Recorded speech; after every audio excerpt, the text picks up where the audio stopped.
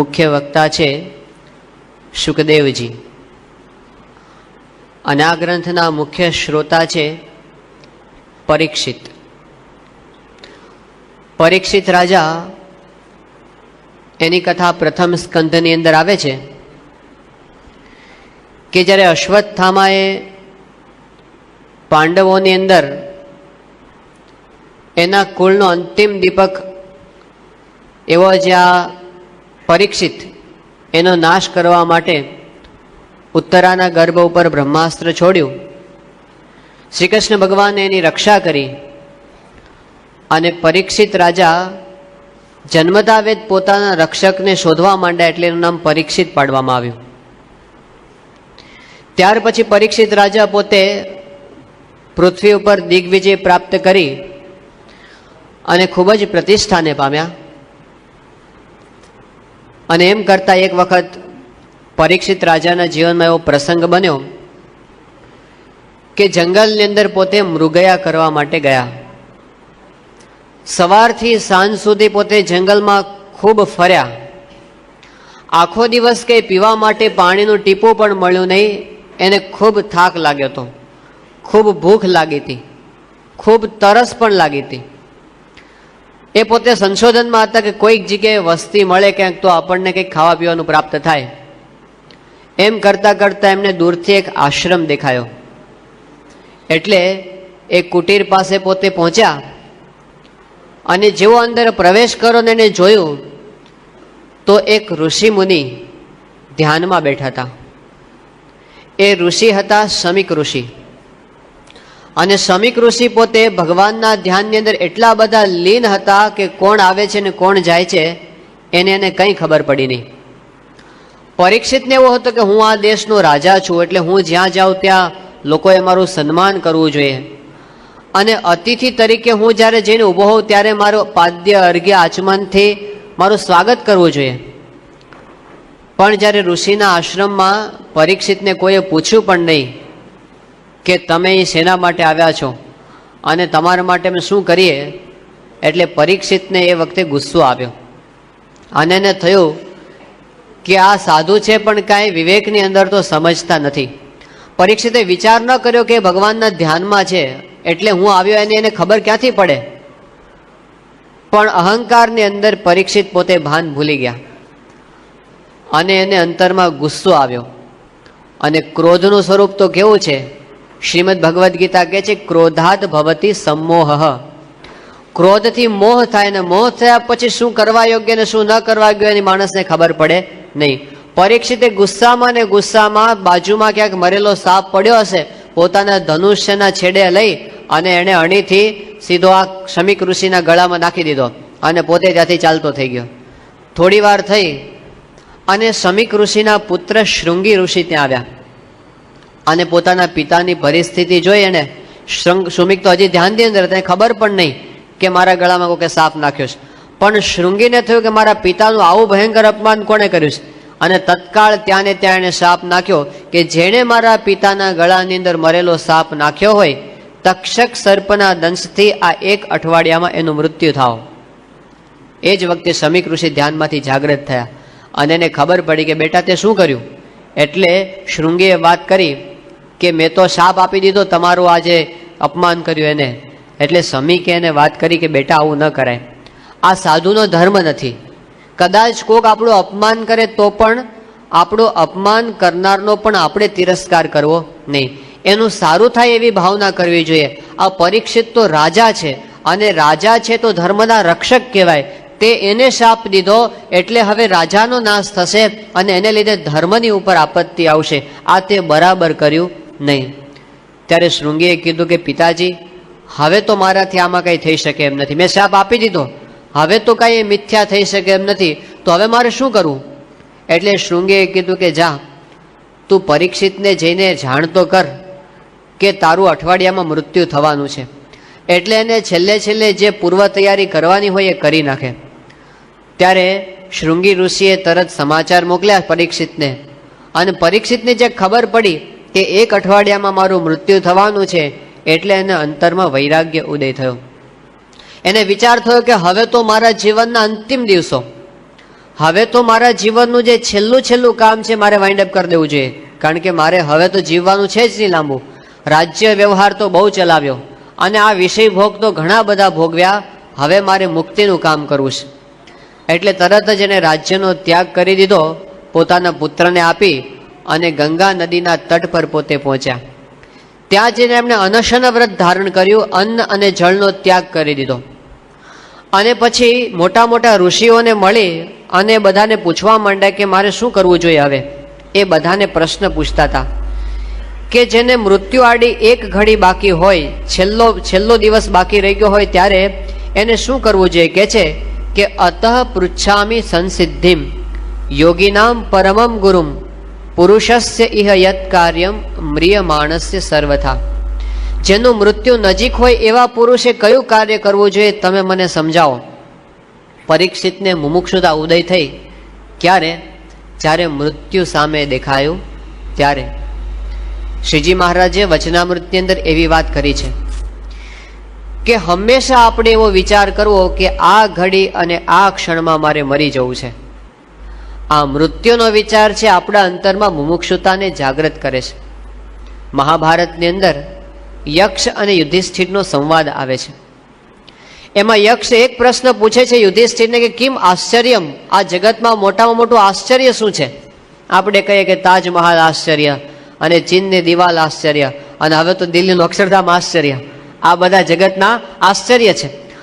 પણ એવું હોય આશ્ચર્ય યુધિષ્ઠિરે બતાવ્યું નહીં. એમણે કીધું જગતનું મોટામાં મોટું આશ્ચર્ય તો એ છે કે અહની અહની ભૂતાની ગચ્છન્તિહ યમાલયમ શેષાહા સ્થિરત્વમ ઈચ્છન્તિ કિમ આશ્ચર્યમ અતઃ પરમ. કે આપણી નજર સામે રોજ હજારો ને લાખો માણસો આ પૃથ્વી ઉપરથી વિદાય લે છે. આપણે જોઈએ છીએ કેટલા બધાની અંતિમ સંસ્કાર વિધિમાં આપણે પોતે ગયા હશું, કેટલાકને આપણે પોતાના હાથે અગ્નિ સંસ્કાર કર્યો હશે. પરંતુ યુધિષ્ઠિર વાત કરે છે કે જે આપણે બધા બાકી રહ્યા છે એવું સમજીએ છીએ કે આપણે તો કોઈ દાડો મરવાનું જ નથી. આ મોટામાં મોટું આશ્ચર્ય છે. પ્રમુખ સ્વામી મહારાજ ઘણી વખત વાત કરે છે કે જ્યારે સ્મશાનની અંદર આ અંતિમ વિધિ ચાલતી હોય ત્યારે કેવી વાતો ચાલે કે હજી તો હું ગઈકાલે જ મગનભાઈને મળ્યો અને એટલી સારી તબિયત, વાતો કરતા હતા, કાંઈ હતું ને અમે ભેગા ચા પાણી પીધા ને અને આજે લો ઉપડી ગયા. આ દેહનો કાંઈ નિર્ધાર નથી, મરણાજરના સંસાર છે, આપણે પણ એકવાર જતા રહેવાના. આને શું કહેવાય આવી બધી વાતોને? સ્મશાન વૈરાગ્ય. અને પછી સ્વામી કે ઘરે આવે અને નાહી ધોઈ અને બાદશાહી ચાનો 2 ડોઝ લગાવે અને બધું ભૂલી જાય. પછી તો એના જ જે મરી ગયો એના જ સગા સંબંધી પાછા હુંસાતુસી કરે કે આ મારી મિલકત ને આ તારી મિલકત, એ માટે પાછા લડવાનું શરૂ થઈ જાય. માણસ ભૂલી જાય છે કે એ બધું પોતાની સાથે લઈ ગયા નથી, તો એની મિલકતના ભાગ માટે ઝઘડા કરનારા આપણે ક્યાં બધું સાથે લઈ જવાના છે? પણ માણસ એ બધું ભૂલી જાય છે. એક વખત એક ગામને પાદર એક ફકીર હતા અને એ પોતે જ્યારે ત્યાં આગળ આવ્યા એટલે કોઈક માણસે બહારથી આવતો હતો નવો વટે માર્ગુ, અને પેલા ફકીરને એણે પ્રશ્ન પૂછ્યો કે આ ગામની વસ્તી કઈ બાજુ છે? એટલે પેલા ફકીરે કીધું કે જમણી બાજુ સીધા ચાલ્યા જાઓ, ત્યાં ગામની વસ્તી આવશે. એટલે પેલો માણસ ત્યાં ગયો, 5 મિનિટમાં પાછો આવ્યો. આવીને કે સાધુ થઈને ખોટું શું બોલો છો? કે કેમ, મેં તમને મોકલ્યા ત્યાં જ છે ગામની વસ્તી. કે નથી ગામની વસ્તી, આ ગામની વસ્તી તો ડાબી બાજુ છે અને તમે મને જમણી બાજુ મોકલ્યો, ત્યાં તો સ્મશાન છે. એટલે પેલા મહાત્માએ કીધું કે હું સાચું કહું છું કે ખરેખરી વસ્તી તો એ બાજુ જ છે. આ ડાબી બાજુ જે બધા મકાન દેખાય છે અને સોસાયટીઝ દેખાય છે, આ તો એ લોકોનું ટેમ્પરરી રેસિડેન્ટ છે, પરમેનન્ટ તો પેલી બાજુ છે. આ થોડો સમય માટે 10, 15, 20 વર્ષ માટે છે, એ બધા અહીંયા આવવાના છે. આ બધા જેટલા છે ને એક પછી એક બધા અહીં ભેગા થવાના છે. અહીં તો થોડા દેખાય છે, આ બાજુ લાખો ભેગા થયા છે. સાયન્સ એવું કહે છે, વિજ્ઞાન એવું કહે છે કે તમે પૃથ્વી પર કોઈ પણ જગ્યાએ જઈને ઉભા રહો, કોઈ પણ જગ્યાએ તમારા પગ નીચે 10-10 માણસની લાશો દટાઈને પડીશ. આટલા માણસો આ પૃથ્વી ઉપરથી ગયા છે, પણ આપણને એ યાદ આવતું નથી. આ સંસાર નાશવંત છે, આ લોક છે એ જ નાશવંત છે. આ મૃત્યુ લોક છે, એની અંદર કોઈ અજર અમર નથી. ગુણાતીતાનંદ સ્વામી એમની વાતોમાં લખ્યું છે, સ્વામી કહે છે કે આપણે ખાઈએ છીએ ને રોજ, એમાં હેઠેના દાંત છે એ સાંબેલા છે અને ઉપરના ખાંડણિયા છે. હેઠેના સાંબેલા છે અને ઉપરના ખાંડણિયા છે. સ્વામી કે આપણે આખી જિંદગી ખાતા હોઈએ પણ જો વિચાર ન કરીએ તો ખબર ન પડે કે હેઠેથી ઉપર વાગવામાં આવે છે, સાંભેલા નીચેથી ઉપર જાય છે, એ આપણને ખબર પડતી. સ્વામી કે વિચાર કરીએ તો ખબર પડે, અને જો વિચાર કરીએ તો સમજાય કે 100 વર્ષ પહેલા નાતમાં કોઈ નહોતું અને 100 વર્ષ પછી કોઈ રહેવાનું નથી. આપણે હવે ડિસ્ટન્સમાં જોતા થયા ને, હવે વિજ્ઞાને સાધનો આપી દીધા એટલે આપણે અહીં બેઠા બેઠા 10,000 માઇલ દૂરની વસ્તુ જોઈ શકીએ છીએ. એવા સાધનો આપણી પાસે છે. હવે આપણે ટાઈમમાં આગળનું જોતા શીખો, જેમ ડિસ્ટન્સમાં જોઈએ છે ને એવી રીતે આજથી 100 વર્ષ પછી આ જ સભાને જુઓ, જ્યાં આપણે બેઠા છીએ ત્યાં. આજથી 100 વર્ષ પછી કદાચ આવી જ રીતે શ્રાવણ મહિનો હશે અને આવી જ રીતે શ્રીમદ ભાગવત ગ્રંથની પારાયણ થતી હશે અને આવી જ રીતે વક્તા બેઠા હશે અને આવી જ રીતે શ્રોતા બેઠા હશે, પણ આપણે જેટલા બેઠા ને એમાંથી કોઈ નહીં હોય. હકીકત છે ને, આપણે બધાએ એક વખત આ છોડીને જવા. આપણે 150 વર્ષનો માણસ હજી સુધી કોઈ પૃથ્વી પર જોયો નથી, તો એક વખત આ દેહ છોડીને જવાનો આવો જો વિચાર આવે ને, આ સાંખ્ય વિચાર છે, તો એનાથી આપણી વૃત્તિ પાછી વળે કે આપણે શેના માટે દોડીએ છીએ. જ્યાંથી અચાનક ઉચાળા ભરવા એને ઠેકાણે આપણે ઉદ્યમ કરવામાંથી નવરા પડતા નથી. તો આ પાછી વૃત્તિ પરીક્ષિતને વળી ગઈ. એને ખબર પડી કે હું જે કરું છું એ તો બધું થોડા સમય માટેનું છે, આ બધું કંઈ કાયમ માટે સાથે આવવાનું નથી. જેમ આપણે જનક રાજાની વાત સાંભળીએ છીએ, વ્યવહાર કરતા હતા, આપણી જેમ જ સંસારની અંદર હતા અને મોટું રાજ્ય કારભાર ચલાવતા હતા, પણ કેવી રીતે ચલાવતા હતા? વિદેહી બનીને. એને કંઈ બંધન જ નહોતું થતું. ત્યારે એક વખત 2 બ્રાહ્મણો કાશીમાં વિદ્યાભ્યાસ કરી અને મિથિલા નગરી પાસેથી નીકળ્યા, ત્યારે એમણે વાત સાંભળી કે જનક રાજા છે તો વિદેહી કહેવાય છે. નવા નવા બ્રાહ્મણ પંડિત થયેલા, એમને થયું કે આ તો સાવ ગપ્પા લાગે છે, કે જે આટલો માણસ રાજકારભાર ચલાવતો હોય એ તે કંઈ વિદેહી હોતો હશે. તો ચલો આપણે પરીક્ષા કરીએ. એક જણને વિચાર આવે, આપણે જ જે એને પૂછીએ કે તમને વિદેહી કેમ કહે છે. એટલે બંને જણા આવ્યા રાજ્યમાં, દરબાર ભરીને બેઠો હતો અને જનક રાજાએ બ્રાહ્મણ જોયા એટલે એમનું સ્વાગત કર્યું અને પૂછ્યું કે ભૂદેવો, તમે તો યુવાન છો અને નવા નવા ભણીને આવેલા? કે હા, અમે હમણાં જ કાશી અભ્યાસ કરીને આવ્યા છે. કે બોલો કેમ પધારવાનું થયું? કે મહારાજ, અમારા મનમાં એક પ્રશ્ન છે. બોલો શું પ્રશ્ન છે? કે તમે તો આટલો મોટો રાજ્ય કારભાર ચલાવો છો અને છતાં તમને લોકો વિદેહી કેમ કહે છે?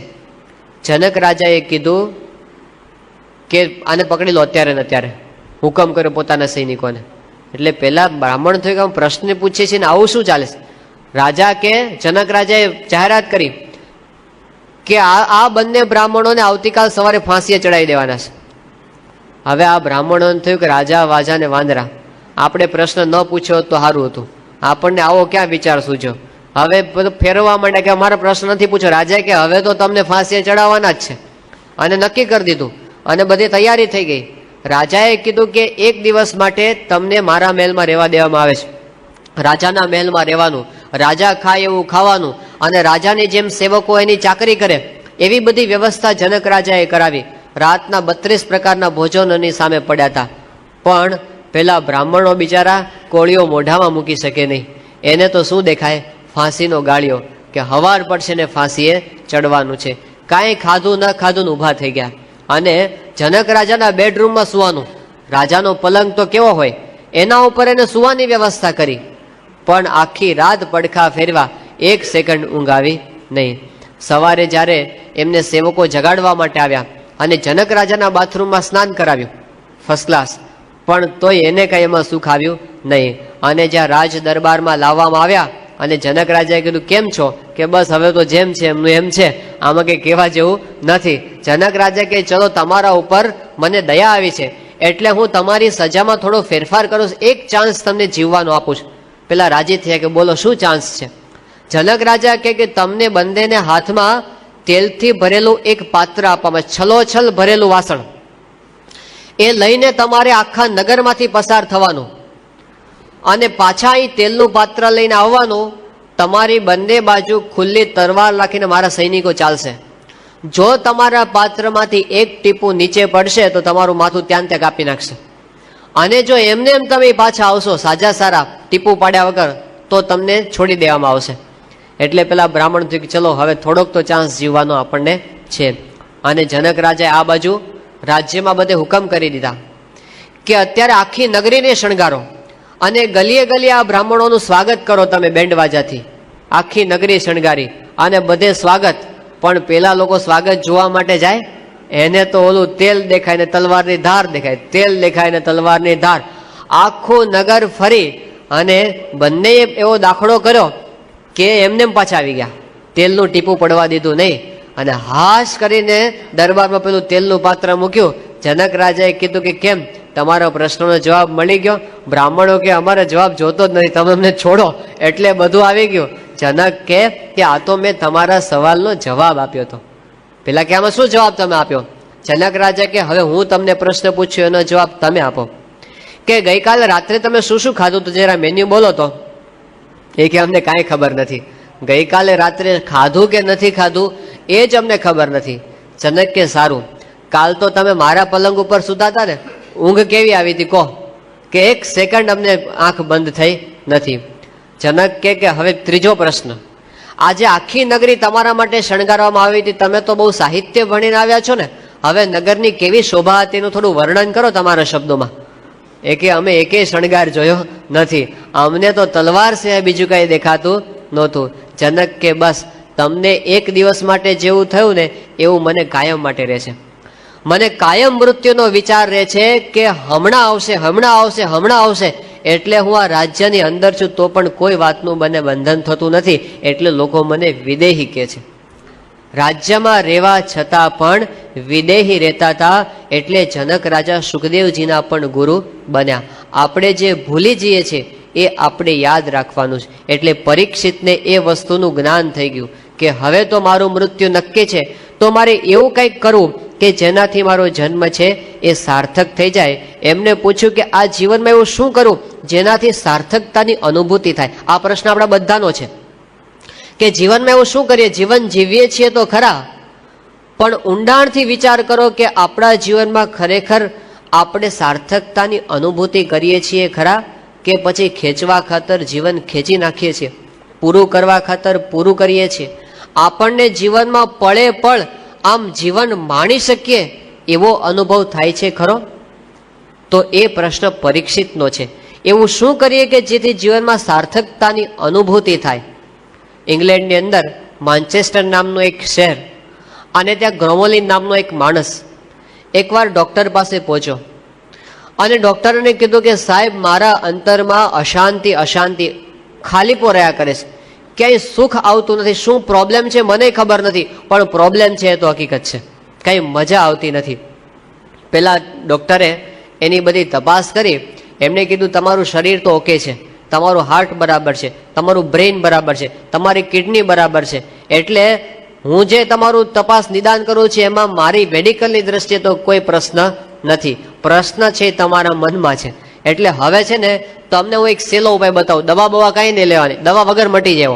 કે શું છે બોલો? આ મારું દવાખાનું છે ને એની સામે એક ગ્રાઉન્ડ છે, અને ગ્રાઉન્ડની અંદર હમણાં એક નવું સર્કસ આવ્યું છે, અને સર્કસની અંદર એક જોકર છે, અને જોકર જે એક્ટિંગ કરે છે, તમે એકવાર 10 રૂપિયાની ટિકિટ લઈને જોઈ આવો ત્યાં આગળ, અને તમે આમ હસી હસીને ઊંધા વળી જશો અને તમારી બધી ઉદાસીનતા છે મટી જશે. એટલે એકવાર તમે જોકરને જોયો, તમારે બીજી કાંઈ દવાની જરૂર નથી. એટલે પેલો જે પેશન્ટ હતો એમને કીધું સાહેબ તમને એક વાત કહું? કે હા કે ને શું છે? કે તમે જે જોકરની વાત કરો છો ને હું છું. આ હકીકત છે, બનેલો પ્રસંગ છે, આ વાર્તા નથી, બનેલો પ્રસંગ છે. ચાર્લી ચેપ્લિન પોતે એવું કહેતા હતા કે હું આખી દુનિયાને હસાવી શકું છું, પણ આખી દુનિયા ભેગી થઈને મને હસાવી શકે એમ નથી. તો પરીક્ષિતનો આ પ્રશ્ન આપણા બધાનો પ્રશ્ન કે એવું શું છે કે જીવનમાં સાર્થકતાની અનુભૂતિ થાય? અને એ જવાબ બધાને પૂછતા હતા. ઋષિ મુનિઓ બધા ચિંતન કરતા હતા કે આને અમારે શું કહેવું? અને ત્યાં 16 વર્ષની અવસ્થાવાળા સુખદેવજી ત્યાં આગળ પધાર્યા. સુખદેવજીનું વર્ણન એ વખતે ભાગવતમાં કરવામાં આવ્યું છે કે પોતે અવધૂત અવસ્થાની અંદર છે, દિગંબર છે, આજાન બાહુ છે, સુકુમાર મૂર્તિ છે, પરમ તેજસ્વી એવા જ્યારે સુખદેવજી પધાર્યા ત્યારે એને જોઈને બધા ઋષિમુનિઓ ઊભા થઈ ગયા. આપણી ભારતની પ્રણાલિકા છે કે ગુણાહા ગુણસ્થાનમ પૂજા સ્થાનમ ગુણીશું, ગુણાહા પૂજા સ્થાનમ ગુણીશું, ન ચ લિંગમ ન ચ વયઃ. આપણે ગુણોની પૂજા કરીએ છીએ, ભલે કદાચ નાની ઉંમરના હોય તો પણ એની અંદર વય જોવામાં આવતી નથી. સુખદેવજીની અવસ્થા નાની છે પણ એમનું જ્ઞાન છે એ મોટું છે. બધા ઋષિમુનિ ઊભા થયા, એમનું પ્રણામ કર્યા અને પાદ્ય આપ્યું, અર્ઘ્ય આપ્યું, આચમન કરાવ્યું અને આસન ઉપર એમને બેસાડ્યા. અને એના ચરણોમાં બેસીને પરીક્ષિત રાજાએ સુખદેવજીને પ્રશ્ન આ જ પૂછ્યો કે જેનું મૃત્યુ નજીક હોય એવા માણસે એવું શું કરવું જોઈએ જેનાથી એના જીવનમાં સાર્થકતાની અનુભૂતિ થાય? અને એના જવાબની અંદર સુખદેવજીએ પહેલું જ વાક્ય કીધું કે જન્મ લાભ પર પુંસામ અંતે નારાયણ સ્મૃતિ.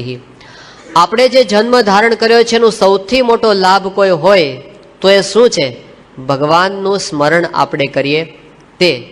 ભગવાનનું જેટલું અનુસંધાન આપણે મનથી કરી શકીએ એટલી જીવનની અંદર સાર્થકતાની અનુભૂતિ આપણને થાય. આ પહેલો જવાબ સુખદેવજી આપ્યો અને પછી આખા ભાગવતની અંદર એ ભગવાનના સંબંધનો વિસ્તાર કર્યો છે. સુખદેવજી પરીક્ષિતને કહે છે કે તારી પાસે તો હજી 7 દિવસ છે ને, તું ચિંતા ન કર, તારું કલ્યાણ હું કરી નાખીશ. કારણ કે ખટવાંગ રાજાને તો ખાલી 6 જ ઘડી બાકી હતી અને એ વખતે એને ખબર પડી કે મારે મૃત્યુ આડે આટલું સમય બાકી છે અને પોતે ભગવાનની અંદર જોડાઈ ગયા અને ખટવાંગ રાજાનું 6 ઘડીમાં કલ્યાણ થયું. તો તારા માટે તો ઘણો બધો સમય બાકી છે, હું તારું કલ્યાણ કરીશ. સમર્થ સંત મળે ત્યારે કલ્યાણ પછી કંઈ છૂટછેટું રહેતું નથી. તો ભગવાનનો સંબંધ રહે એની વાત અહીં આગળ સમજાવવામાં આવી અને એ સમજાવવા માટે ભાગવત પોતે આપણને કહે છે કે ભગવાનની નજીક આપણે જવું હોય તો એના માટેનું સાધન છે ભક્તિ. શ્રીમદ ભાગવતમાં સુખદેવજીની કથા આવે છે કે સુખદેવજી કઈ રીતે આ સ્થિતિ સુધી પહોંચ્યા હતા. તો એક વખત શિવજી પોતે પાર્વતીની સાથે બેઠા હતા અને એ વખતે પાર્વતીએ જોયું કે શિવજીના ગળાની અંદર ખોપરીઓની માળા છે બધી. એટલે પાર્વતીજીએ શિવજીને પ્રશ્ન પૂછ્યો કે તમારા કંઠની અંદર આ બધી ખોપરીઓ છે, આટલી બધી, એ કોની ખોપરીઓ છે? એટલે શિવજીએ કીધું કે દેવી એ તો બધી તમારી ખોપરીઓ છે. મારી? કે હા, જ્યારે જ્યારે તમારો દેહ પડે છે ત્યારે ત્યારે તમારી સ્મૃતિની અંદર તે ખોપરી હું ગળામાં ધારણ કરું છું. અત્યાર સુધીમાં તમારા આટલા બધા જન્મ થઈ ગયા છે, આ બધી ખોપરીઓની માળા મેં પહેરી છે. ત્યારે પાર્વતીએ પ્રશ્ન પૂછ્યો કે મારા આટલા બધા જન્મ થઈ ગયા અને તમારા કેમ ન થયા? તમે કેમ એના એ છો? એટલે શિવજીએ જવાબ આપ્યો પાર્વતીજીને કે હું તો આત્મતત્વના જ્ઞાનને પામેલું છું એટલે મારે જન્મ અને મૃત્યુ રહ્યા નથી. તમે હજી એ જ્ઞાનને પ્રાપ્ત નથી કર્યું એટલે તમારે જન્મવું પડે છે અને ફરીવાર મરવું પડે છે, એ તમારે બાકી છે. ત્યારે પાર્વતીજીએ કીધું કે એ જ્ઞાન મને ના આપો તમે. ત્યારે શિવજી કીધું કે હું તને આપું જ્ઞાન. અને એમને જ્ઞાન આપવાની શરૂઆત કરી પણ એ પેલા પોતે ડમરું વગાડ્યું અને આજુબાજુ જેટલા કાંઈ પશુઓ, પક્ષીઓ, જીવજંતુઓ હતા એ બધાને દૂર કરી દીધા. કારણ કે પાત્ર વિના કોઈ આ જ્ઞાન સાંભળી જાય તો એને પચી શકે નહીં. એમણે બધા જ પશુ પક્ષીઓને ત્યાંથી ઉડાડી દીધા. પણ એક તાજું જન્મેલું પોપટનું બચ્ચું એ નજીકના ઝાડ ઉપર હતું. એને હજી પાંખો નહોતી ફૂટી એટલે ઉડી શક્યું નહીં. એ ત્યાં ને ત્યાં બેસી રહ્યું. શિવજીને એમ કે બધા ઉડી ગયા છે અને એને પાર્વતીજીને જ્ઞાન કહેવાની શરૂઆત કરી. હવે આ જ્ઞાનની વાતો તો એવી છે કે સાંભળી અને ઝોકા ચડે, સાંભળી અને ઝોકા ચડે. એટલે પાર્વતીજી થોડીક વાર થઈને ઊંઘમાં ચડી ગયા. પછી શિવજીને એમ કે સાંભળે છે, કારણ કે એ બોલે ને હોકારું પેલો પોપટનું બચ્ચું આપે, હા હા કરે. એટલે શિવજીને એમ કે દેવી પોતે સાંભળે છે. એમ કરતા કરતા જે વાત પૂરી કરી અને ત્યાં જોયું કે પેલા તો ઘસઘસાટ ઊંઘતા હતા પાર્વતી, ત્યાં હોકારો કોણ ભણતું હતું? આને જોયું તો પેલું પોપટનું બચ્ચું, એને તો ત્યાં સુધી પાંખો આવી ગઈ હતી અને શિવજી કે મારી નાખો આને જીવતું નથી રહેવા દઉં. પાછળ પડ્યા અને પેલું પોપટનું બચ્ચું ઉડ્યું અને ઉડ્યું તે શિવજી પાછળ અને ઉડતું ઉડતું એ પહોંચ્યું સીધો વ્યાસજીની પત્નીના ગર્ભની અંદર સમાઈ ગયું એના પેટમાંથી. આ બાજુ હવે તો કાંઈ એને મારી શકાય એમ હતું નહીં. શિવજી પોતે પાછા આવ્યા અને એ જે ગર્ભ એ સુખદેવજી થયા. સુખદેવજી પોતે જ્ઞાની થઈ ગયા હતા આ જ્ઞાન સાંભળીને, પણ એને પોતાને જન્મ ધારણ કરવો નહોતો. કારણ કે એને ખબર હતી કે સંસારમાં હું પગ મૂકીશ તો જેમ કોલસાની ખાંડમાં પગ મૂકે તો કાળા કપડાં થયા વિના રે, એ મને સંસારનું બંધન થશે. એટલે મારે જન્મ ધારણ જ નથી કરવો. 12 વર્ષ સુધી જન્મ્યા જ નહીં. ત્યાર પછી એમના પિતા વ્યાસજીએ કીધું કે તમે તો જ્ઞાની છો, તમને સંસાર બંધન નહીં કરે, માટે તમે હવે માતાને કષ્ટ આપવાનું છોડો અને તમે જન્મ ધારણ કરો. અને સુખદેવજીએ પોતે જન્મ ધારણ કર્યો, પણ જન્મતા વેત ભાગ્યા, ઊભા જ ના રહ્યા, પોતાના બાપનું મોઢું જોવાય ન ઊભા રહ્યા અને દોડ્યા. એટલે પુત્રની આસક્તિ, એટલે વ્યાસજી પણ એની પાછળ દોડે કે બેટા ક્યાં જાય છે, ક્યાં જાય છે, પુત્ર પુત્ર પુત્ર ઉભો રે, એમ કરતા કરતા પાછળ દોડ્યા. સુખદેવજી ઉભા રહ્યા નહીં. શ્રીમદ ભાગવતની અંદર સુખદેવજીની સ્તુતિનો આ શ્લોક આવે છે કે યમ પ્રવ્રજંતમનુપેતમુપેત કૃત્યમ દ્વૈપાયનો વિરહ કાતર આજુહાવ પુત્રેતિ તન્મયતયા તરવોબિનેદુઃ તમ સર્વભૂત હૃદયમ મુનિમાનતોસ્મિ. આગળ આગળ દોડે છે સુખદેવજી અને પાછળ વ્યાસજી પોતે દોડે છે. તો વ્યાસજી પુત્ર પુત્ર કરે છે, સુખદેવજી જવાબ આપે છે, પણ કઈ રીતે? સીધે સીધો જવાબ આપતા નથી, પણ વૃક્ષમાં પ્રવેશ કરીને જવાબ આપે છે. તરવો અભિનેદુઃ, વૃક્ષોની અંદર રહીને જવાબ આપે છે કે બોલો પિતા શું છે?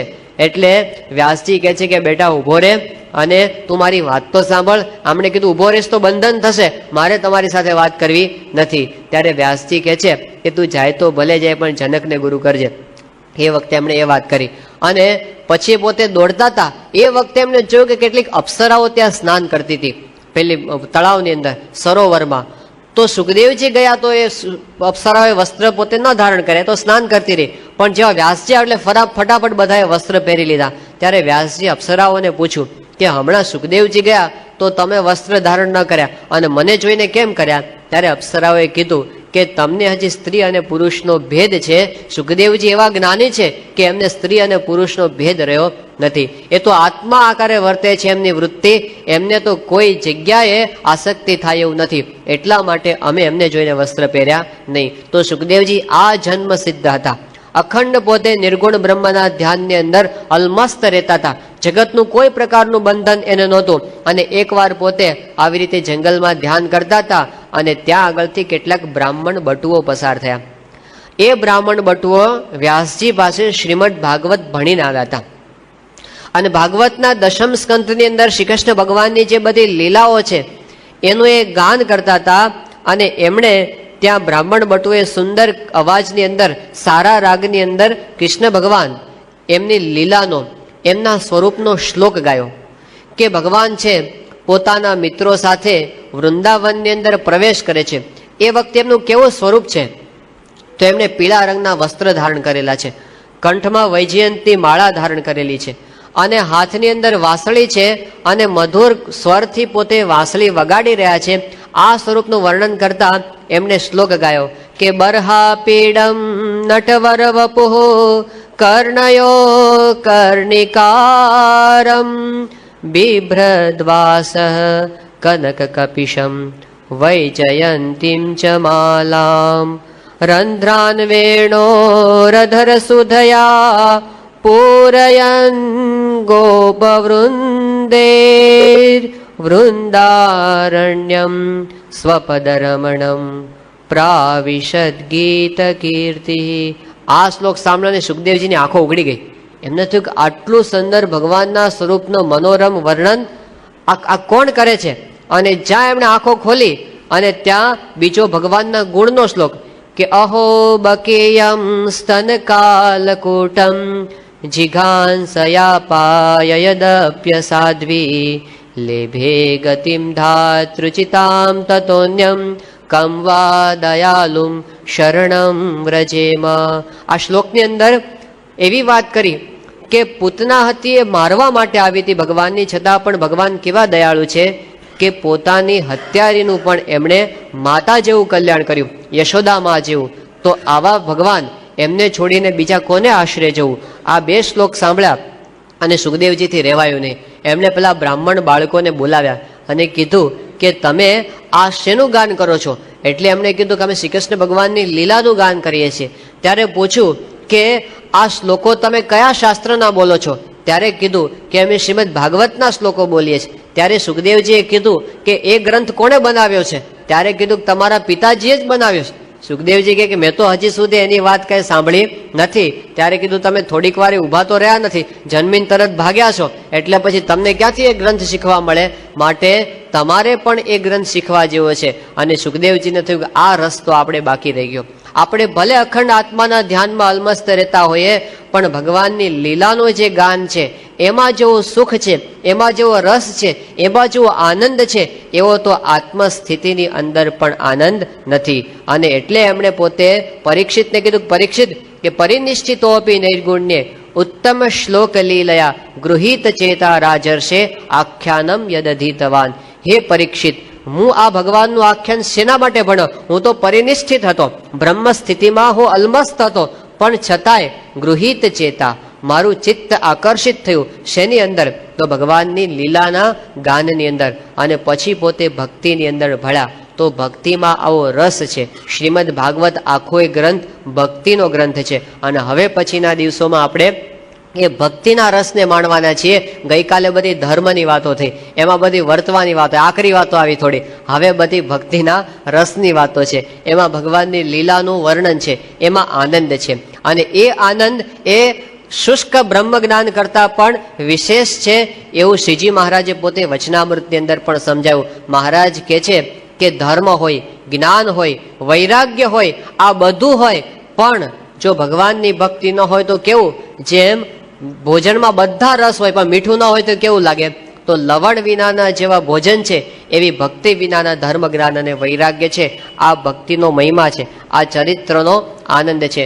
ભગવાન સ્વામિનારાયણના વખતની અંદર એકવાર એવો પ્રસંગ બન્યો કે શ્રીજી મહારાજના મોટા સંત મુક્તાનંદ સ્વામી એ બહુ ઊંચી આધ્યાત્મિક સ્થિતિવાળા સંત હતા. એમને શ્રીજી મહારાજની સામે જ્યારે બેઠા હતા અને મહારાજની કથા વાર્તા સાંભળતા હતા, ત્યારે એમણે એકવાર પ્રશ્ન પૂછ્યો કે મહારાજ, શાંતિ થાય એવો ઉપાય તમે બતાવો. એટલે શ્રીજી મહારાજે મુક્તાનંદ સ્વામીને કીધું કે મુક્તાનંદ સ્વામી, અમે જ્યારે નાના હતા અને છપૈયાની અંદર અમે રહેતા હતા, ત્યાં અમે થાપા તળાવડીએ સ્નાન કરવા માટે જતા. અમારા મિત્રો સાથે અમે ત્યાં સરયુ નદીમાં સ્નાન કરતા અને ત્યાં હનુમાનગઢી મંદિરે દર્શન કરવા જતા અને આખો દિવસ અમે ભક્તિમાં વિતાવતા, અમે અભ્યાસ કરતા. આ બધી વાતો એમણે શરૂ કરી. ત્યારે મુક્તાનંદ સ્વામીને લાગ્યું કે મહારાજ મારો પ્રશ્ન સમજ્યા નથી. મેં એવું કીધું કે શાંતિ થાય એનો ઉપાય બતાવો, અને મહારાજ તો પોતાના બાળપણની વાતો કરવા માંડ્યા. એટલે મુક્તાનંદ સ્વામીએ ફરી વાર કીધું કે મહારાજ, શાંતિ થાય એવો ઉપાય બતાવો. એટલે મહારાજ કે મુક્તાનંદ સ્વામી, પછી તો અમે વનમાં ગયા અને ત્યાં અમે પુલહાશ્રમમાં જઈને તપશ્ચર્યા કરી, 9 લાખ યોગીઓનો ઉદ્ધાર કર્યો, જગન્નાથપુરીમાં 6 માસ સુધી રહ્યા, અને પછી તો અમે આખા ભારતની યાત્રા કરી, અનેક તીર્થોને પાવન કર્યા અને ગુજરાતમાં પધાર્યા. એટલે મુક્તાનંદ સ્વામી થયું કે મહારાજ મારો પ્રશ્ન સમજતા નથી, કે મહારાજ શાંતિ થાય એવો ઉપાય બતાવો. એટલે મહારાજ કે મુક્તાનંદ સ્વામી, પછી તમે લોજમાં આવ્યા અને તમે મળ્યા અને તમારી સાથે અમે સેવા કરી અને અમે બધી ભક્તિ કરીને રામાનંદ સ્વામી મળ્યા. મુક્તાનંદ સ્વામી કે મહારાજ શાંતિ થાય ઉપાય બતાવો. મહારાજ કે મુક્તાનંદ સ્વામી, પછી તો અમે ગાદી પર બેઠા અને યજ્ઞો કર્યા અને 500 પરમહંસો બનાવ્યા અને આવી રીતે ઉત્સવો કર્યા. મુક્તાનંદ સ્વામી થયું, મહારાજ મારો પ્રશ્ન કેમ સમજતા નથી? કે મહારાજ શાંતિ. મહારાજ કે મુક્તાનંદ સ્વામી, તમને શાંતિ થશે, તમે જાઓ ગામડે વિચરણ કરવા માટે. એટલે મુક્તાનંદ સ્વામી તો વિચરણ કરવા માટે તૈયાર થયા. ત્યારે નિત્યાનંદ સ્વામી એને મળ્યા કે આ શું પોટલા શેના બાંધ્યા? કે બસ મહારાજે કીધું ગામડે જાઓ, શાંતિ થશે. મહારાજ નિત્યાનંદ સ્વામી કે મુક્તાનંદ સ્વામી, તમે મહારાજનો અભિપ્રાય સમજ્યા નથી. મહારાજ એમ કહેતા હતા કે આ બધા અમારા ચરિત્રો છે, એ તમે સાંભળો, એનું ગાન કરો, એનું ચિંતન કરો, એમાં જ શાંતિ છે. એના જેવો બીજો શાંતિનો કોઈ મોટો ઉપાય નથી. અને એ વખતે મુક્તાનંદ સ્વામીને વાત સમજાણી. નિત્યાનંદ સ્વામી કીધું, મહારાજ, મુક્તાનંદ સ્વામી વાત સમજી ગયા. મહારાજ કે તો અમારે ક્યાં મોકલવા છે? બેસાડો ને એમને, અમારે તો અમને અહીં જ રાખવા છે. અને પછી પોતે રહ્યા. પણ ચરિત્રોની અંદર શાંતિ છે એવી બીજા કોઈનામાં નથી. એકવાર શ્રીજી મહારાજે પોતાની સામે બધા સંતો બેઠા હતા, એમાં મુક્તાનંદ સ્વામી હતા અને પછી બીજા હતા આનંદ સ્વામી, ત્રીજા હતા સ્વરૂપાનંદ સ્વામી. એટલે શ્રીજી મહારાજે આનંદ સ્વામીને પૂછ્યું કે આનંદ સ્વામી, અમે તમને કંઈક ક્રિયા સોંપીએ કે આ કામ તમે કરી નાખો, તો તમે કેવી રીતે એ ક્રિયા કરો? એટલે આનંદ સ્વામી કે મહારાજ હાથ જોડીને કે તમે જેમ કહો એમ હું કરું, તમે જેમ કહો એમ હું કરી નાખું. એટલે મહારાજ કે બરાબર છે. મુક્તાનંદ સ્વામી, તમે કેવી રીતે કરો? એટલે મુક્તાનંદ સ્વામી કે મહારાજ, તમે કોઈ પ્રવૃત્તિ મને સોંપો, તો મારા અંતરમાં ભગવાનની સામે અખંડ મારી વૃત્તિ હોય, મારે પ્રવૃત્તિ કરવા માટે વૃત્તિ અંતરમાંથી એક વેત જેટલી બહાર કાઢવી પડે, પછી ક્રિયા થાય. અને જેવી પ્રવૃત્તિ પૂરી થાય એટલે એક હાથ જેટલી વૃત્તિ હું અંતરમાં પાછી ઉતારું, ત્યારે મને શાંતિ થાય. મહારાજ રાજી થયા કે તમારી અંતરદ્રષ્ટિ બહુ છે. પછી મહારાજે સ્વરૂપાનંદ સ્વામીને પૂછ્યું કે તમે કેવી રીતે કરો, અમે કંઈક પ્રવૃત્તિ સોંપીએ તો. ત્યારે સ્વરૂપાનંદ સ્વામી કે મહારાજ, હું કંઈક ક્રિયા કરવા જાઉં ને તો એ પદાર્થ દેખાય જ નહીં, તમારી મૂર્તિ જ દેખાય. મહારાજ કે એ તો કાંઈ સમજવામાં આવતું નથી કે પદાર્થ દેખાય નહીં ને મૂર્તિ જ દેખાય, એવું કેમ બને? એટલે સ્વરૂપાનંદ સ્વામી કે મહારાજ, કોઈ તીર હોય અને તીરની આગળ લીંબુ ખોસેલું હોય અને પછી કોઈ નિશાન લે ચારે બાજુ, તો શું દેખાય? બીજું કાંઈ દેખાય નહીં, એને લીંબુ જ દેખાય. એ મારી વૃત્તિ તમારી મૂર્તિમાં રહેલી છે. એટલે હું જ્યાં પણ જોઉં તમારી મૂર્તિ સિવાય મને બીજું કાંઈ દેખાતું નથી. મહારાજ રાજી થયા અને મહારાજે કીધું કે આનંદ સ્વામીએ મુક્તાનંદ સ્વામીનો સમાગમ કરો અને મુક્તાનંદ સ્વામીએ સ્વરૂપાનંદ સ્વામીનો સમાગમ કરો. આવી સ્થિતિવાળા સ્વરૂપાનંદ સ્વામી, એમને અશાંતિ થઈ. જેને અખંડ મૂર્તિ દેખાતી હતી એમને અશાંતિ થઈ. ત્યારે મહારાજને કીધું, મહારાજ મને શાંતિ થાય ઉપાય. ત્યારે મહારાજે કીધું કે હવે પ્રગટના ચરિત્ર, કારણ કે મહારાજે એમને કીધું કે જાઓ પર્વતભાઈની કથા વાર્તા સાંભળવા જાઓ. એટલે એ તો ગયા અગતરાય. પર્વતભાઈ તો ગૃહસ્થ ભક્ત હતા, એટલે પર્વતભાઈ પાસે ગયા. પર્વતભાઈએ તો આમ સંત આવ્યા એટલે એમના માટે સ્વાગત કર્યું, કથા પાઠ પર બેસાડે કે સ્વામી કથા કરો. એટલે સ્વરૂપાનંદ સ્વામી તો કથા કરી. અઠવાડિયું રહીને પાછા આવ્યા ગરડા. અને મહારાજે પૂછ્યું કે કેમ અગતરાય જઈ આવ્યા? કે હા મહારાજ જઈ આવ્યા. કે શું કર્યું? કે પર્વતભાઈને કથા વાર્તા કરી. મહારાજ કે કથા કરવા નહોતા મોકલ્યા, સાંભળવા મોકલ્યા હતા, જાઓ પાછા પર્વતભાઈની કથા સાંભળવા મોકલ્યા. અને પર્વતભાઈએ મુક્તાનંદ સ્વામી એને કથા કરી કે સ્વામી તમે દાદા ખાચરના દરબારના નળિયાનું ધ્યાન કરો, એમાંથી શાંતિ થશે. એ શું? દાદા ખાચરના દરબારના નળિયે નળિયે મહારાજની લીલાઓ લખાયેલી છે, અને એટલે તમે એ સ્મરણ કરશો તો તમને પરમ શાંતિનો અનુભવ થશે. તો મોટી મોટી સ્થિતિવાળા સંતો પણ શું કરે છે? પ્રગટ ભગવાનના ચરિત્રોની અંદર પોતાની વૃત્તિને જોડે છે. તો આપણે પણ બધાએ શું કરવાનું છે? એમના ચરિત્રને સંભાળવા. એમાં જેવી શાંતિ છે અને આનંદ છે એવો આત્મજ્ઞાનની અંદર પણ નથી. એટલા માટે અહીંયા આગળ સુખદેવજી પોતે ભગવાનની ભક્તિનું પ્રતિપાદન કર્યું. એમાં પરમ શાંતિ છે. બાકી દુનિયામાં ઘણું બધું પ્રાપ્ત કર્યા પછી જે શાંતિ મળતી નથી એ અહીં મળે છે. કિંગ સોલોમનની વાત આપણે સાંભળી છે. કિંગ સોલોમન કેવો હતો? એની પાસે 1000 રાણીઓ હતી. એક એક રાણીને માટે અલગ અલગ બંગલા હતા, અલગ અલગ. એ વખતે અત્યારની મર્સિડીઝ કહેવાય એવી ગાડીઓ હતી. એની પાસે શું હતું? 4 સારામાં સારા અરેબિયન ઘોડા જોડેલા રથ હતા કિંગ સોલોમન પાસે. આજથી 2000 વર્ષ પહેલાની વાત. અને એ કિંગ સોલોમન માટે એવું કહેવાય છે કે he was the richest and he was the wisest man of his time. એના વખતમાં સૌથી વધુ બુદ્ધિશાળી અને સૌથી વધુ પૈસાદાર માણસ હતો. કોઈ વાતની ખામી નથી. પણ કિંગ સોલોમને પોતે શું વાત કરી કે આખી જિંદગીમાં મેં શું કર્યું છે? It was merely a handful of wind. એક હવામાં બાચકા ભરવા છે મારા હાથની અંદર કાંઈ આવ્યું નથી. આ કિંગ સોલોમન. અને એની સામે મીરાબાઈ જુઓ. મીરાબાઈ પાસે શું હતું? મીરાબાઈ પાસે રાજ સમૃદ્ધિ હતી, એને તો ઠોકરે મારી હતી. એ તો ગલીએ ગલીએ ભટકતી હતી. જ્યારે એની પાસે કંઈ નહોતું એ વખતે મીરાબાઈ ગાતી હતી કે પાયો જી મેને રામ રતન ધન પાયો, ખર્ચું ને ખૂટે વાકો ચોર ન લૂટે, દિન દિન બઢત સવાયો, પાયો જી મેને રામ રતન ધન પાયો. એક બાજુ નેપોલિયનને જુઓ કે જેની પાસે કેટલી સંપત્તિ, કેટલી સત્તા. Impossible word is not in my dictionary એવો કિનારો નેપોલિયન. એ કહેતો કે I can have the whole world under my feet. આખી દુનિયાને હું મારા પગ નીચે લાવી દઉં. I can buy any comfort in this world. કોઈ પણ ફેસિલિટીઝને ખરીદી શકું એટલી મારી પાસે સંપત્તિ છે. પણ પછી છેલ્લે શું કહે છે કે but I have not seen 6 happy days in my life. સુખના 6 દાડા એણે જોયા નથી. આ સંપત્તિને કરવાની શું? એ નેપોલિયન. અને એની સામે બ્રહ્માનંદ સ્વામી જુઓ. પેલાને સુખના 6 દાડા દેખાણા નથી. બ્રહ્માનંદ સ્વામી તો પોતે ખાવા નહોતું મળતું, લોકો મારતા હતા. એ વખતે ગાય છે કે રાજ મારે દિન દિન દિવાળી, રાજ મારે દિન દિન દિવાળી, વાલા મળતા તમને વનમાળી, રાજ મારે દિન દિન દિવાળી. એક બાજુ પેલો ઔરંગઝેબ 40 વર્ષ સુધી આખા ભારતનું એક ચક્રી શાસન કર્યું ઔરંગઝેબે.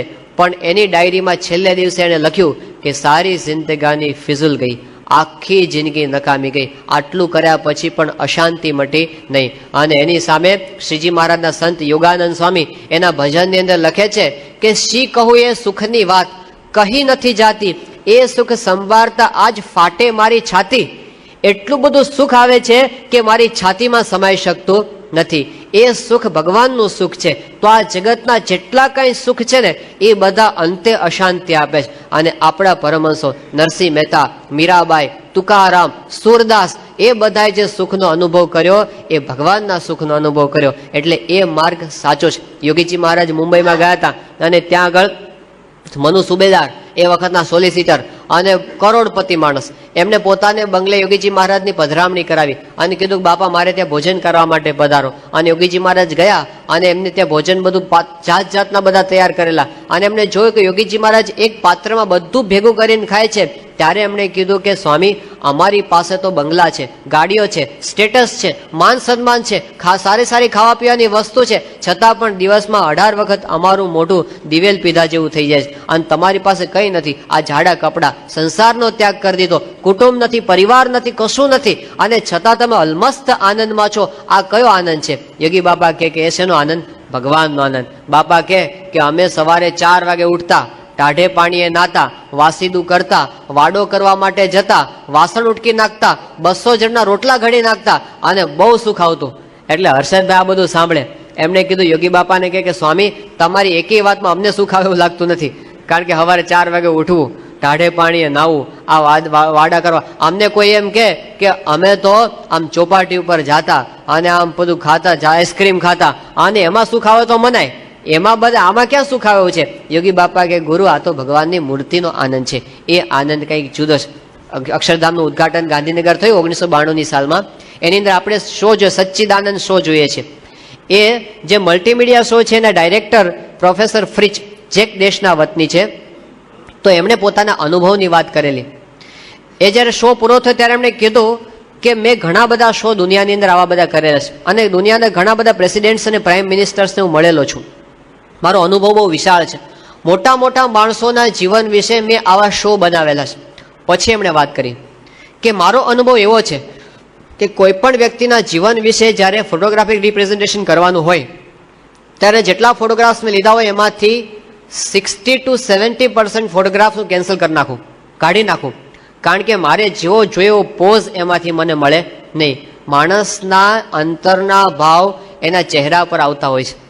એટલે કે કોઈકમાં ઉદાસીનતા દેખાય, ક્યાંક હતાશા દેખાય, ક્યાંક નિરાશા દેખાય, હું કાઢી નાખું. 30% ફોટોગ્રાફ્સ હું એમાંથી પસંદ કરું. પણ અહીં અક્ષરધામની અંદર મેં સચ્ચિદાનંદ શો કર્યો, મને જુદો અનુભવ થયો.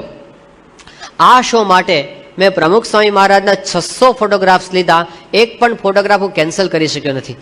એમણે કીધું કે તમે અડધી રાત્રે એ પુરુષને જુઓ તો પણ એવો જ દિવ્ય આનંદ, એવો જ દિવ્ય આનંદ. એ શાનો આનંદ છે? એ ભગવાનનો આનંદ.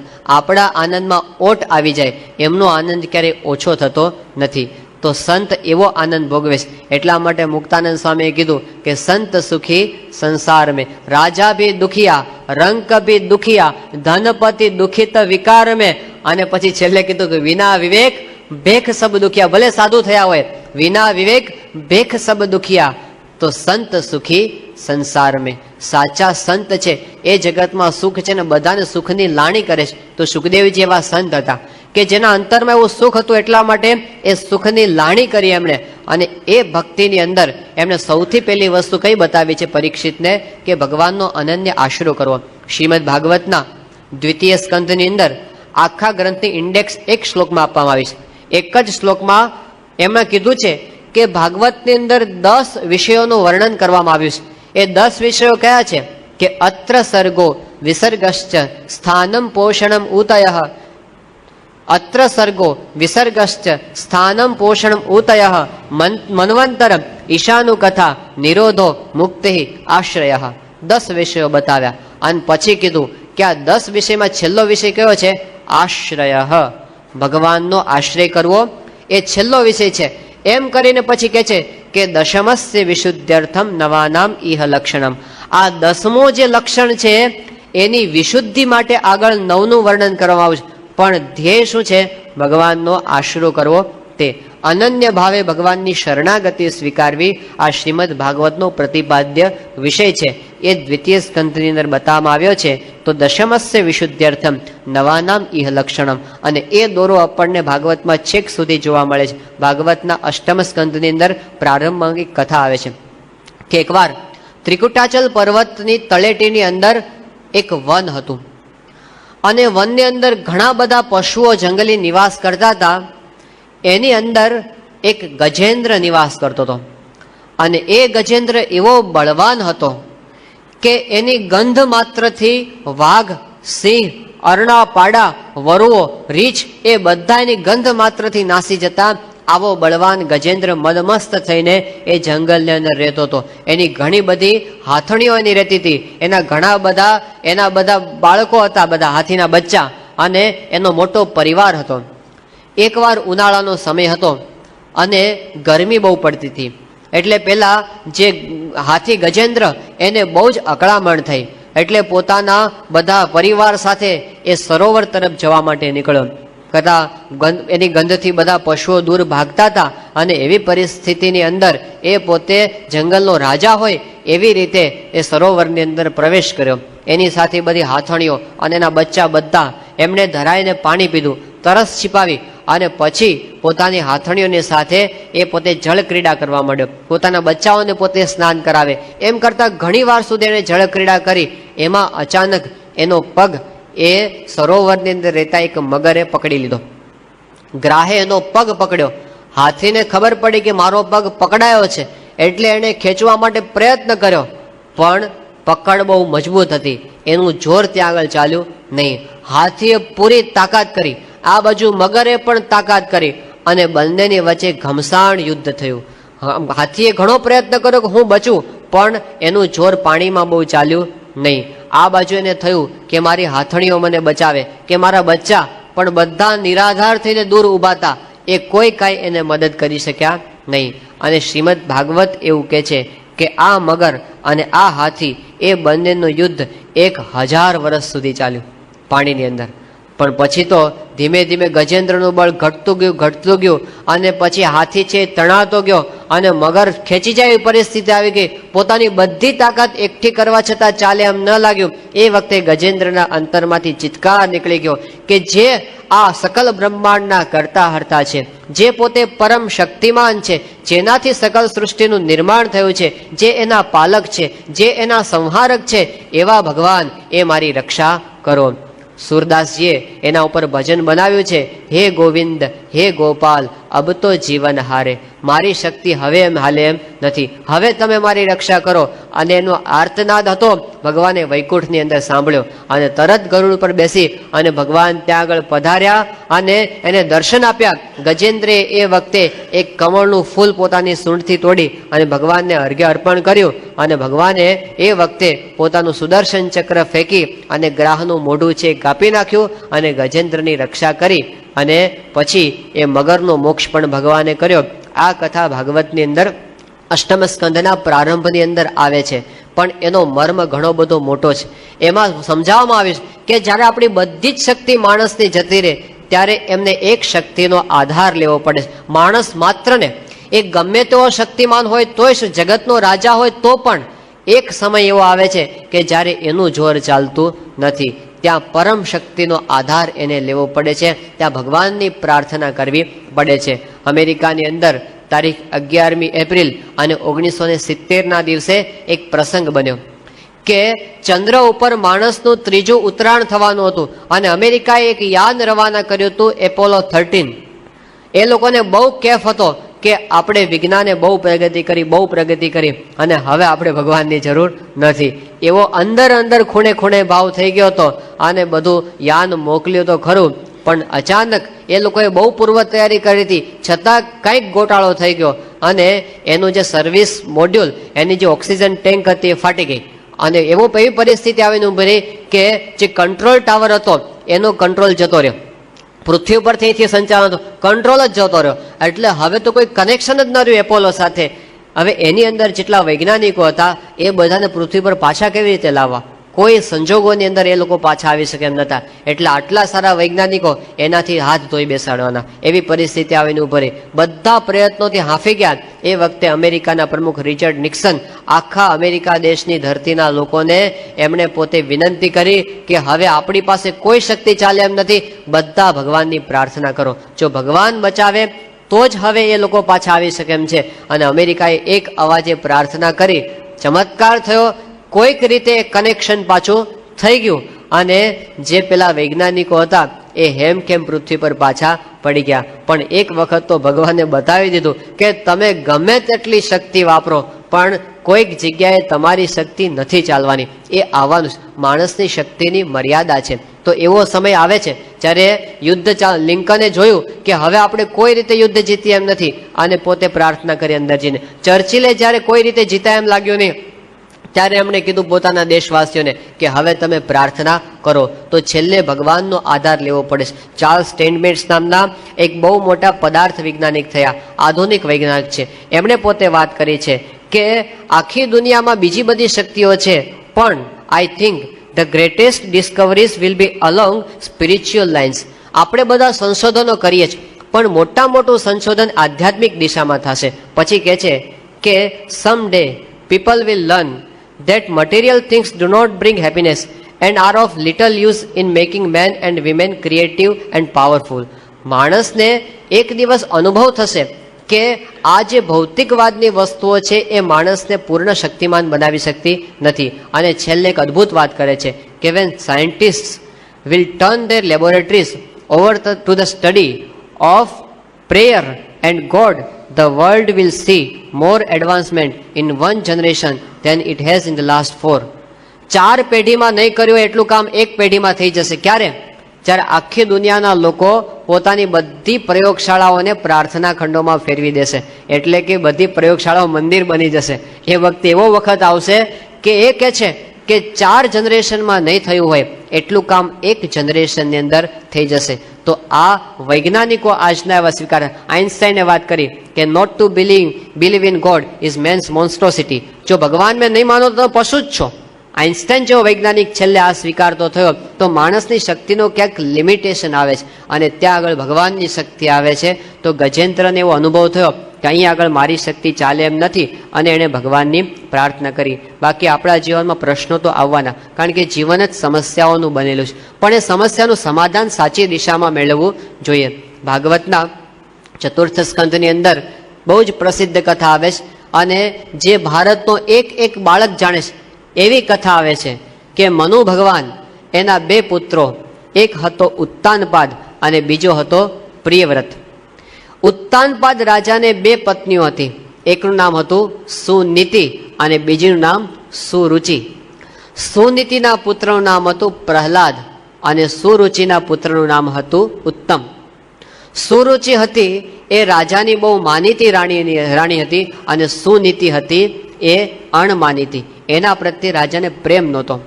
હવે એકવાર એવું બનેલું કે ઉત્તાનપાદ રાજા પોતાના સિંહાસન પર પોતાના ઘરમાં બેઠા હતા રાજમહેલમાં અને રમતો રમતો ઉત્તમ કુમાર એમનો બાળક સુરુચિનો પુત્ર એ રાજાના ખોળામાં બેસી ગયો. રાજા એને વાલ કરતા હતા અને બાળકનો સ્વભાવ છે કે પોતાના ભાઈને બેઠેલો જુએ એટલે એને પણ પિતાના ખોળામાં બેસવાની ઈચ્છા થાય. ધ્રુવ કુમારની ઈચ્છા થઈ કે હું પિતાના ખોળામાં બેસું અને એ જ્યાં નજીક બેસવા ગયો તો ઉત્તાનપાદે એના ઉપર ધ્યાન આપ્યું નહીં. એ વખતે સુરુચિ રાણી ત્યાં હાજર હતી. એણે જોયું કે ધ્રુવ છે પિતાના ખોળામાં બેસવા પ્રયત્ન કરે છે. ત્યારે એ એને કહે છે સુરુચિ કે ન વત્સ નૃપતેર ધીર્ષ્ણમ ભવાન આરોઢુમ અર્હતિ. હે વત્સ, હજી તું લાયક નથી તારા પિતાના ખોળામાં બેસવા માટે, કારણ કે તું તો સુનીતિના પેટે જન્મ્યો છે. જો તારે આ પિતાના ખોળામાં બેસવું હોય મારી કુખે તારે જન્મ લેવો પડે.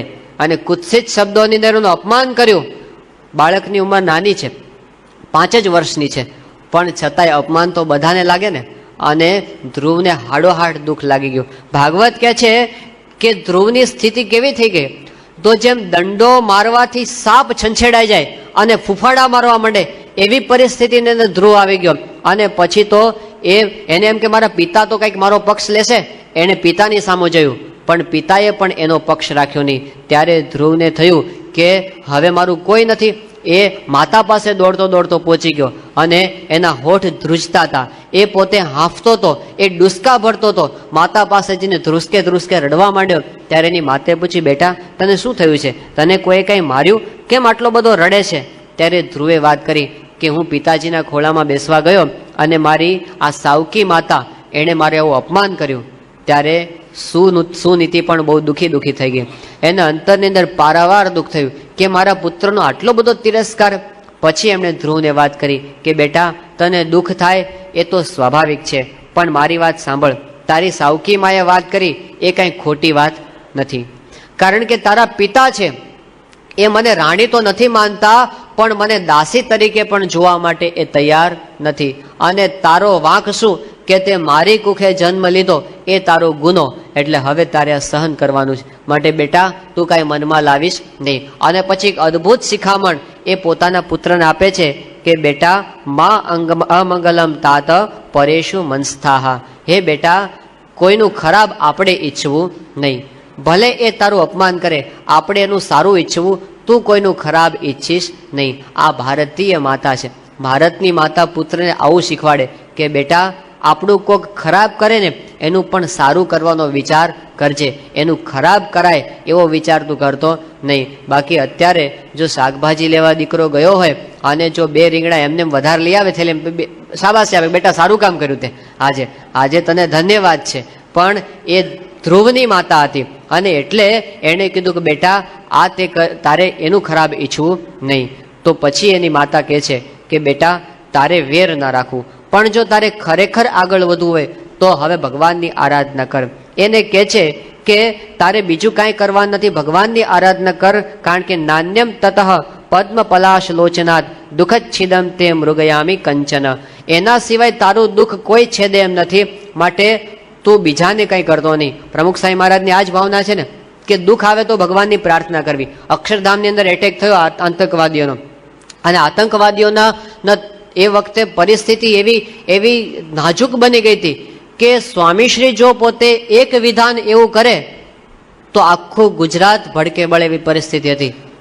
પણ સ્વામીશ્રીએ ધીરજ રાખી. અક્ષરધામ એટલે પ્રમુખ સ્વામી મહારાજના હૃદયનો કટકો છે, ગાંધીનગરનું અક્ષરધામ. એના માટે એમણે પોતે પરસેવોની લોહી વહાવ્યું એવું કહી શકાય. એના ઉપર જ્યારે આવો કાળો કેર વર્તાવવામાં આવ્યો છતાં પણ પ્રમુખ સ્વામી મહારાજે પ્રાર્થના શું કરી કે બધાને ભગવાન સદબુદ્ધિ આપે, આપણે કોઈનું ખરાબ ઈચ્છવું નહીં. આ સંતની ભાવના છે. અને મોટા મોટા જે બધા સંતો હતા અને મોટા મોટા જે બધા વિવેચકો હતા એમણે વખતે વાત કરી કે ગુજરાતની અંદર જે કાંઈ શાંતિ છે એ પ્રમુખ સ્વામી મહારાજની સાધુતાનું પ્રતિબિંબ છે. એને લીધે આખા ગુજરાતમાં આવી પરિસ્થિતિમાં પણ શાંતિ રહી. એક કવિએ જે ગુજરાતીમાં વાત કરી છે કે હણોના પાપીઓને કે દ્વિગુણ બનશે પાપ જગના.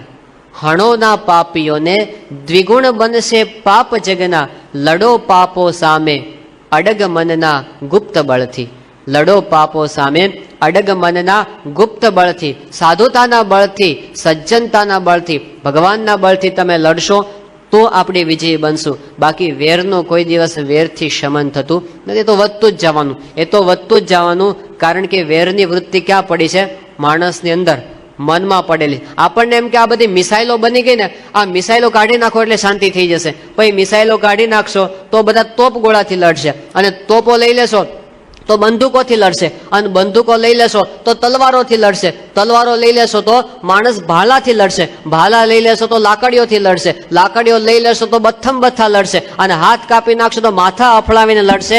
પણ લડ્યા વિના માણસ રહેશે નહીં, કારણ કે લડવાની વૃત્તિ માણસના મનમાં રહેલી છે. યુનોનું વાક્ય છે કે યુદ્ધની શરૂઆત ક્યાં થાય છે? પહેલા માણસના મનમાં. પહેલા શરૂઆત મનમાં થાય છે. એકવાર અહીં તો આખું વિશ્વયુદ્ધ ખેલાય છે, પછી બહાર બધું આવે છે. તો સુધારો જે કરવાનો છે એ મનમાં કરવાનો છે, અને મનમાં સુધારો બહારના વેરથી શમતો નથી. એના માટે પ્રાર્થનાની જરૂર કે ભગવાન બધાને સદબુદ્ધિ આપે. તો ધ્રુવ કુમારને એની માતા કહે છે કે બેટા તું ભગવાનની આરાધની અંદર લાગી જા. મીરાબાઈએ જેમ કીધું કે તેરી મિટ જાય સબ શંકા ચિંતકા, નામ હરિકા જપલે. તારે ભગવાનનું નામ ભજ તો તને શાંતિ થશે, સાચો ઉપાય છે. અને ધ્રુવજી પોતે જંગલની અંદર નીકળી ગયા. નિષ્કુળાનંદ સ્વામીએ ધ્રુવની માતાને ધન્યવાદ આપ્યા છે. એમને જે ગણતરીની માતાઓને ધન્યવાદ આપ્યા એમ એક ધ્રુવની માતા છે કે ધન્ય ધન્ય માતા ધ્રુવ તણી પુત્રને પ્રેર્યો વૈરાગ્યજી. એમણે પોતાના પુત્રને વૈરાગ્ય પ્રેર્યો, એની માતાને ધન્યવાદ છે. પછી જનની જીવો રે ગોપી ચંદની, ગોપીચંદની માતાને એમણે ધન્યવાદ આપ્યા કે જેણે એમને પોતાના પુત્રને સાચું જ્ઞાન આપ્યું. આવી માતાઓ, મદાલસા માતા, એને ધન્યવાદ આપ્યા છે આપણા સંતોએ કે જેણે પોતાના પુત્રને ભગવાનનો રાહ ચિંધ્યો. આજે એવી માતાઓ દેખાય છે ને.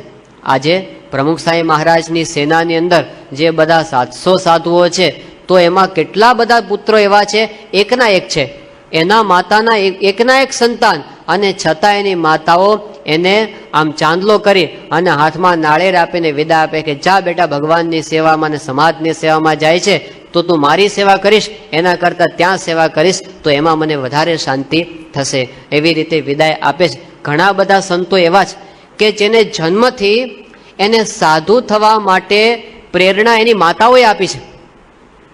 બ્રહ્મતીર્થ સ્વામી છે આપણે સારંગપુરમાં, એની માતાએ એમને કાગળ લખીને કીધું કે બેટા હવે તું મારો મટી જજે અને પ્રમુખ સ્વામીનો બનીને રહેજે. તો સામેથી પોતાની માતાઓ, આજે લોકો કહે છે કળિયુગ છે, ક્યાં કળિયુગ છે? જ્યાં સંત છે ત્યાં તો સતયુગ જ છે. સંતના સાનિધ્યમાં આજે પણ સતયુગ છે કે જ્યાં ધ્રુવની માતા જેવી માતો આપણને આજે પણ જોવા મળે છે. એને જંગલમાં મોકલ્યો, ધ્રુવ ગૃહ ત્યાગ કરીને નીકળ્યો અને ત્યાં આગળ નારદજી સામા મળ્યા. નારદજી એવું પાત્ર છે કે જે દરેક જગ્યાએ હાજર હોય અને હોય. એટલે નારદજી ધ્રુવજીને મળ્યા કે આ નાનો બાળક અને આમ ધુઆ પુઆ થતો અત્યારે કઈ બાજુ ઉપડ્યો? સંસારનો ત્યાગ કરીને. એટલે ધ્રુવ નારદ બધી વાત સાંભળી. ધ્રુવે કીધું કે મારે તો જંગલમાં તપશ્ચર્યા કરવા જવું છે.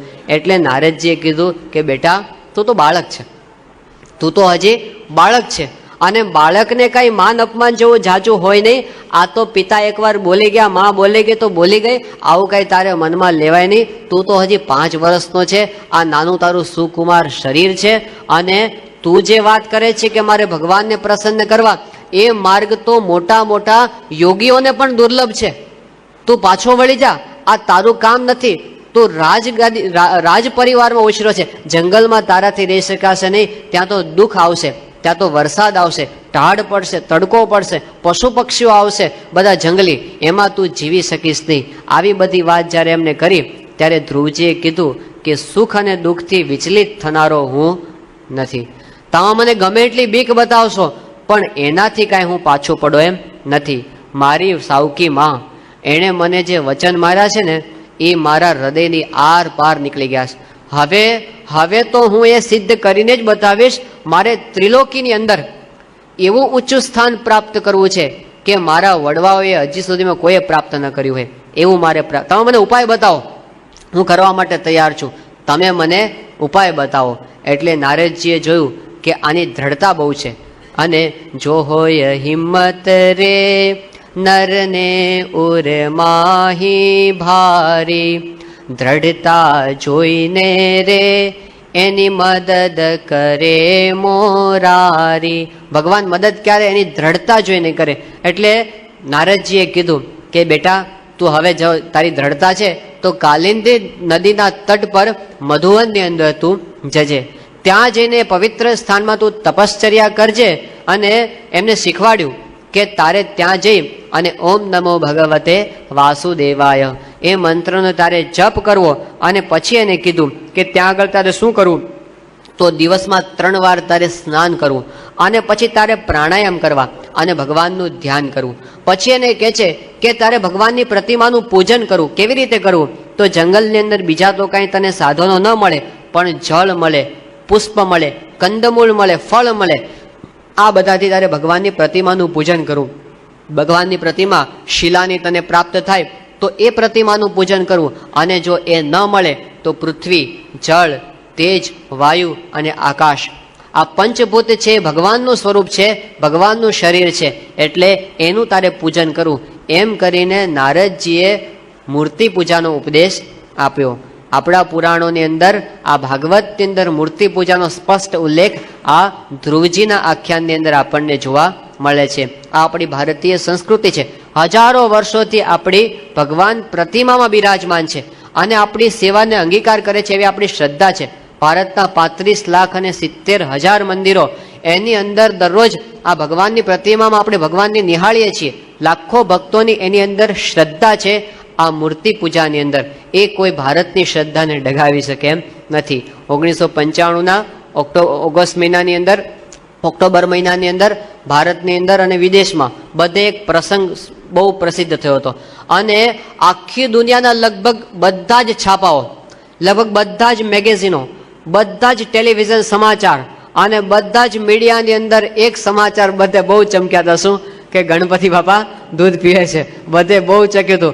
અને બધાએ આમ એનું આમ મૂળ શોધવા પ્રયત્ન કર્યો કે આવું છે ને આવું છે ને ફલાણું નિયમ છે.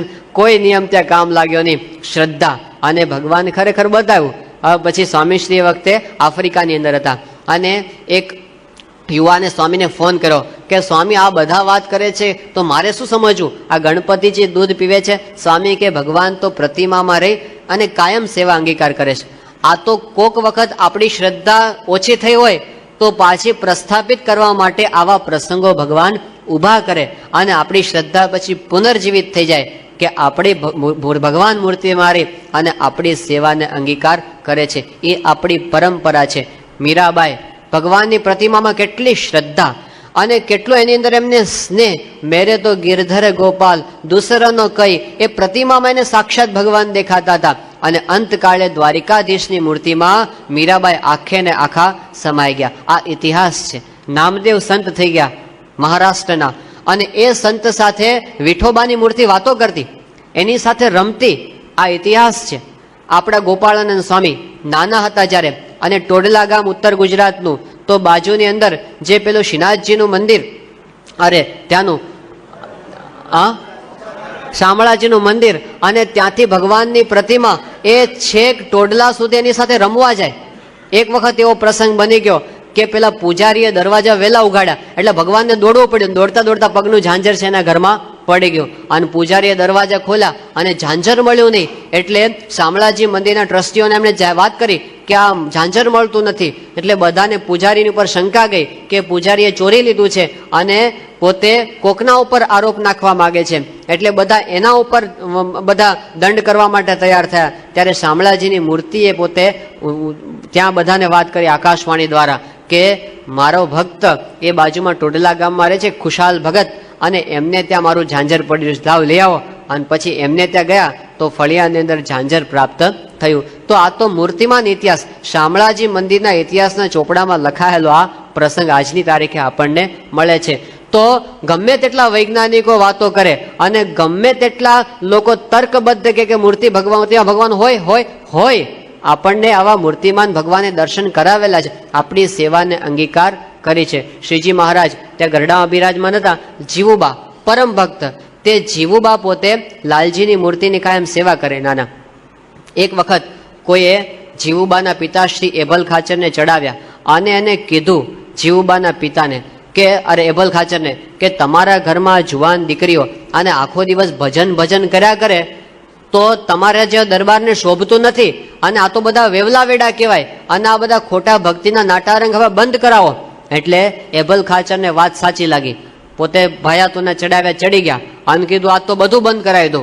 અને પોતે આવ્યા ખેતરમાંથી પોતાને ઘરે. જીવુબા જ્યારે પોતાના ઓરડાની અંદર ભગવાનને દૂધ ધરાવતા હતા ત્યાં પોતે દરવાજા પાસે આવીને ઉભા રહ્યા અને એભલ ખાચરે તલવાર કાઢી બહાર અને ગર્જના કરી કે બંધ કર તારા બધા વેવલા વેડા.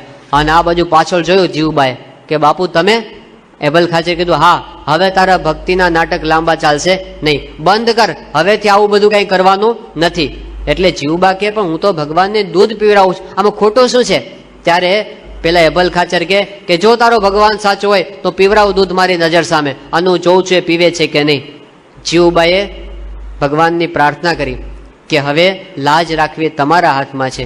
અને એ વખતે ભગવાને એમના હાથમાંથી વાટકો લીધો, આખે આખો દૂધનો વાટકો પી ગયા. જીવા એભલ ખાચરની આંખો ફાટી ગઈ અને વાટકો પી અને ફેંક્યો એભલ ખાચરની ઉપર. એભલ ખાચરના હાથમાંથી તલવાર પડી ગઈ અને જીવુબાના પગમાં પડી ગઈ કે બેટા તારી ભક્તિ છે એ સાચી છે. આજે પણ ગરડાની અંદર એ મૂર્તિના દર્શન થાય છે.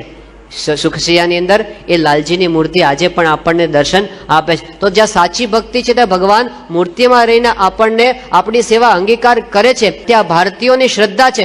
રામેશ્વરની અંદર ભગવાન રામે શિવલિંગની પૂજા કરી છે. હવે રામ ભગવાન ખોટા? મૂર્તિ પૂજા ખોટી છે? એ તો આપણી શ્રદ્ધા હજારો વર્ષોની પરંપરાથી આવે છે.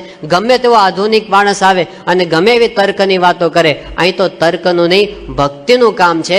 અમારે તો એવા મૂર્તિમાં નજરો નજર જોયેલા પ્રસંગો છે જેની અંદર ભગવાન આજની તારીખે સારંગપુરની અંદર પ્રસંગો બનેલા છે. સાકરીની અંદર દર વર્ષે ભગવાન સ્વામિનારાયણ મંદિરમાં ભગવાનનો થાળ અંગીકાર કરે છે. અને તમે આમ જુઓ તો રીતસર થાળમાંથી ઓછી થયેલી વાનગીઓ આજે પણ દેખાય છે. તો એવા પ્રસંગો આજની તારીખે પણ બને છે. પણ ભગવાન મૂર્તિમાં રહીને સેવા અંગીકાર કરે છે. ધ્રુવજીને કીધું નારદજીએ કે તું આ મૂર્તિ પૂજા કરજે અને ભગવાનની ફળ કંદમૂળ એના બધાથી સેવા કરજે. અને એ વાત સાંભળી અને ધ્રુવ પોતે જંગલમાં ગયા અને મધુવનમાં જઈ અને એમણે ત્યાં આગળ ઉતારો સ્થાન લીધું એક અને કઠણ તપશ્ચર્યા શરૂ કરી. ધ્રુવની તપશ્ચર્યા ધ્રુજાવી દેવી છે. સાંભળીએ ને આપણને ધ્રુજારી છૂટી જાય છે, કારણ કે શ્રાવણ માસના એકટાણા આપણને ઘડણ પડે છે. પણ ધ્રુવજીની કેવી તપશ્ચર્યા છે સાંભળજો. તો પ્રથમ માસે એણે એવી તપશ્ચર્યા કરી કે 3 દિવસે ખાલી પીપરની ટેટી અને બોર ખાવાના. 5 વર્ષની અવસ્થા છે. 3 દિવસે એક જ વાર પીપરની ટેટી ખાવાની અને બોર ખાવાના. આવું એણે 1 મહિનો ચલાવ્યું. પણ બીજો મહિનો થયો એટલે એણે તપશ્ચર્યા વધારે આકરી કરી. 6 દિવસે 6 દિવસની અંદર એક જ વખત ખાલી સૂકું ઘાસ અને પાંદડા ખાવાના. પીપરની ટેટી પણ છોડી દીધી. 6 દિવસે સૂકું ઘાસ. ત્રીજો મહિનો થયો, તપશ્ચર્યા આકરી કરી. 9 દિવસે ખાલી જળ જ પીવાનું, બીજું કાંઈ નહીં. ચોથો મહિનો થયો, 12 દિવસે ખાલી વાયુ જ પીવાનો, બીજું કંઈ નહીં. વધારે આકરી તપશ્ચર્યા કરી. અને જ્યાં 5મો મહિનો થયો અને એને શ્વાસને પણ જીતી લીધો. એક પગે ઉભા રહીને તપશ્ચર્યા કરી. અને જ્યાં 6થો મહિનો થયો એટલે તો એણે ઇન્દ્રિયોની વૃત્તિ પણ ખેંચી લીધી, હૃદય આકાશમાં સ્થિર કરી દીધી અને પરમાત્માના સ્વરૂપની અંદર પોતાની બધી જ વૃત્તિ એકાગ્ર કરી દીધી. અને જ્યારે આવી આકરી તપશ્ચર્યા શરૂ કરી અને કહે છે કે ત્રિલોકીની અંદર બધે જ એ તપશ્ચર્યાનો પ્રભાવ પ્રવર્તી કેટલો બધો કે ધ્રુવજી પોતે એક પગે ઉભા હતા, એકના પગના અંગૂઠાના ભારથી આખી પૃથ્વી નમી ગઈ એના તપના પ્રભાવથી. અને લોકપાલો હતા એના શ્વાસ રૂંધાવા માંડ્યા, પ્રાણ રૂંધાવા માંડ્યા. ત્યારે એ બધા લોકપાલોએ ભગવાન પાસે જઈને પ્રાર્થના કરી કે પ્રભુ હવે આ ધ્રુવની તપશ્ચર્યા તમે અટકાવો. ત્યારે ભગવાન પોતે ત્યાં આગળ પહોંચ્યા. ધ્રુવજી તો પોતે ભગવાનના ધ્યાનમાં હતા, આંખો બંધ કરીને. ભગવાન ત્યાં પહોંચ્યા, ધ્રુવ આંખ ખોલતા નથી.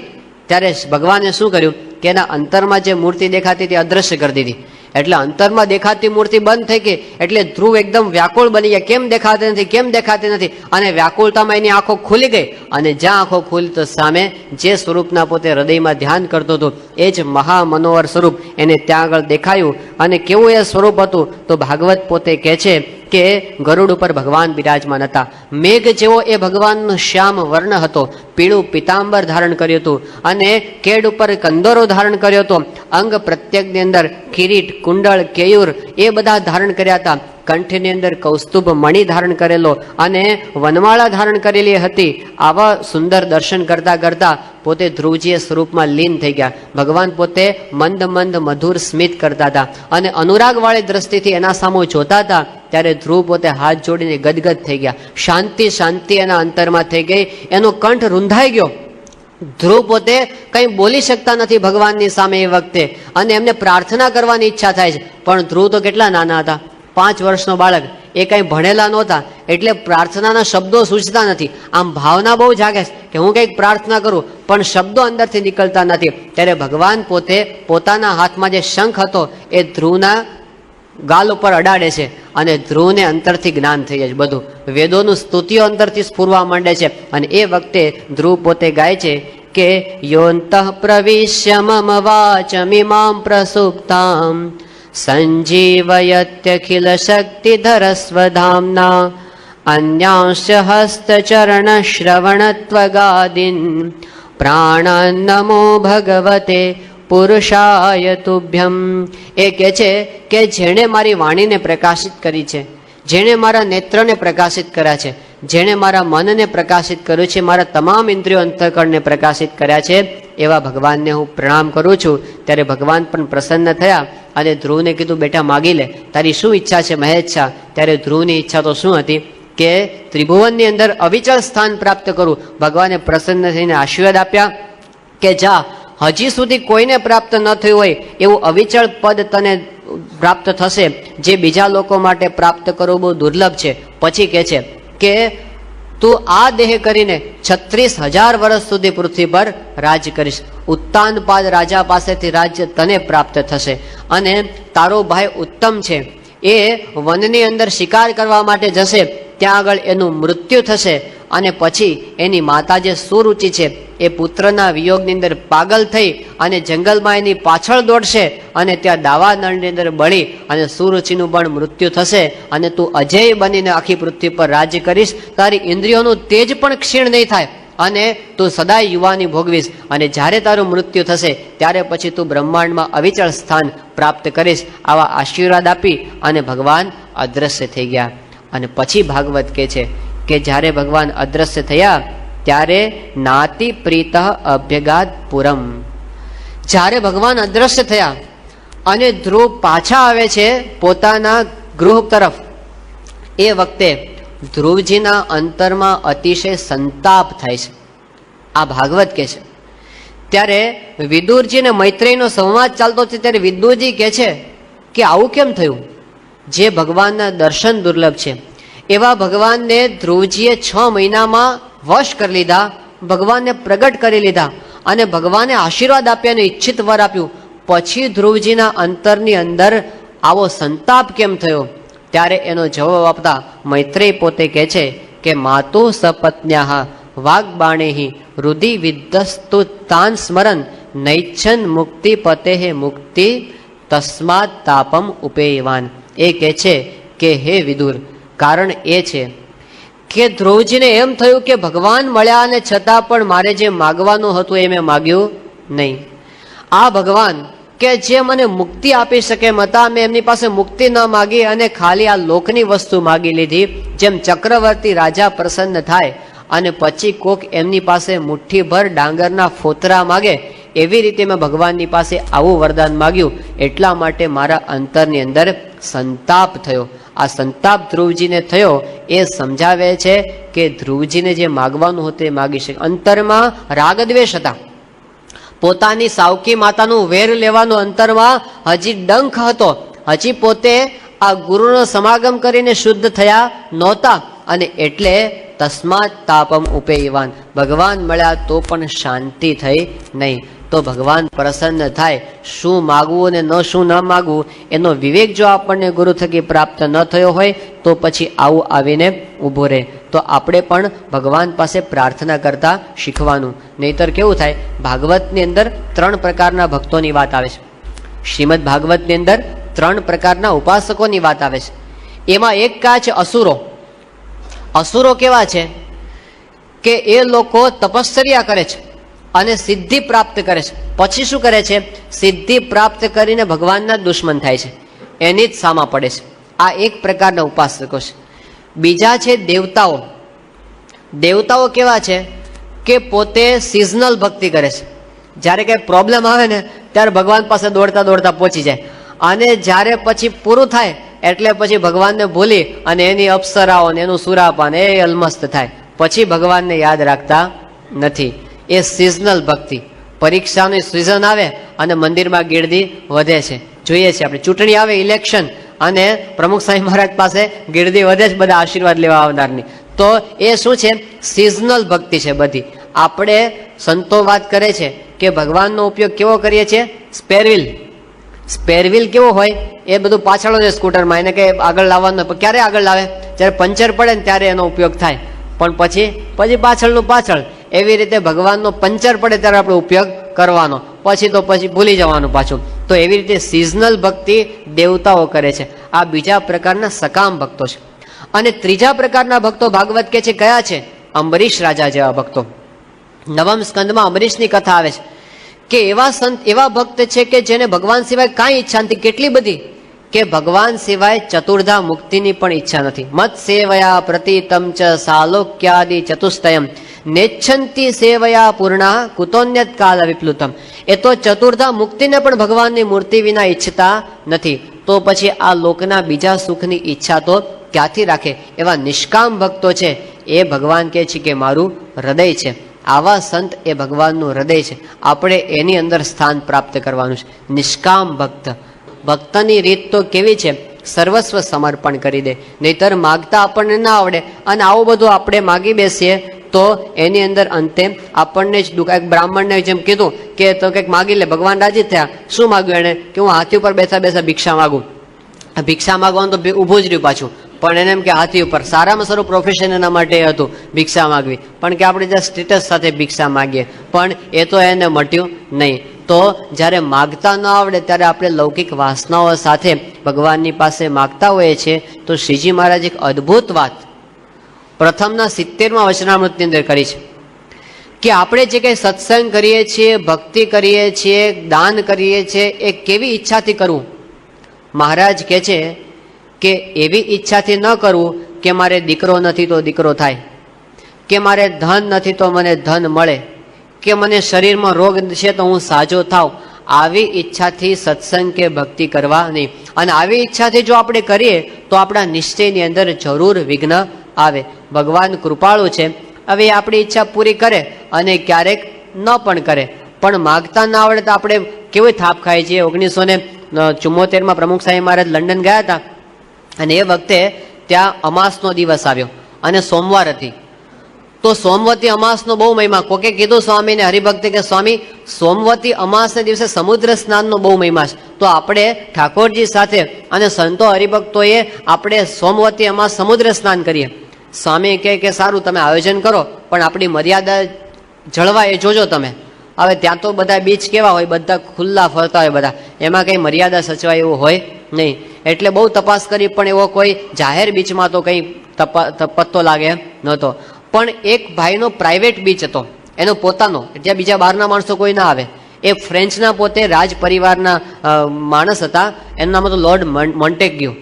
એમનો પોતાના બંગલામાં પ્રાઇવેટ આમ 2 એકરનો બીચ હતો. એટલે એમની પાસે જઈને ભક્તોએ વિનંતી કરી કે અમારા સ્વામીજી છે અને અમારા ગુરુજી છે, તો અમારા સંતો અને ઠાકોરજી સાથે અમારે અહીંયા આગળ એક દિવસ આવવું છે, તો તમે વ્યવસ્થા કરી આપશો? પેલે કીધું સારું આવો. એ તો એકલો માણસ હતો. કીધું આવો, મારે કંઈ વાંધો નથી. એને રજા આપી. એટલે પછી આપણે બધાએ ત્યાં આયોજન થયું અને સ્વામીશ્રી ત્યાં પધાર્યા અને ઠાકોરજીને સ્નાન કરાવ્યું, સ્વામીશ્રીએ સ્નાન કર્યું. પછી તો પેલો ભાવિક એટલે પોતે સ્નાન કરવા માટે આવ્યા, પેલા ભાઈ હતા એ, અને ભાઈ એણે નાયા સંતો સાથે. અને પછી જ્યારે પદ પૂરું થયું ત્યારે આવા પરદેશના માણસો તો બહુ રિઝર્વડ હોય, પણ આ માણસને એટલો ભાવ થઈ ગયો એટલે એમણે પોતે કીધું કે સ્વામીજી આપ મારા બાથરૂમમાં બધા ઠંડુ પાણી છે તો તમે ત્યાં પધારો અને મારે ત્યાં ગરમ પાણીમાં સ્નાન કરો. એટલે પ્રમુખ સાહેબ મહારાજને પોતાના બંગલામાં લઈ ગયા અને ત્યાં એમને સ્નાન કરાવ્યું. અને પછી સ્વામી રાજી થયા એમના ભાવથી. પછી સ્વામી કે આપણે સાહેબને આશીર્વાદ આપવા છે. એટલે સંતોને કીધું કે આપણે સંકલ્પ કરો કે એમને આપણે અક્ષરધામ મળે. આ લોર્ડ મોન્ટેગ્યુ છે એને ભગવાન અક્ષરધામ આપે, એની મુક્તિ થાય એવો આપણે સંકલ્પ કરો.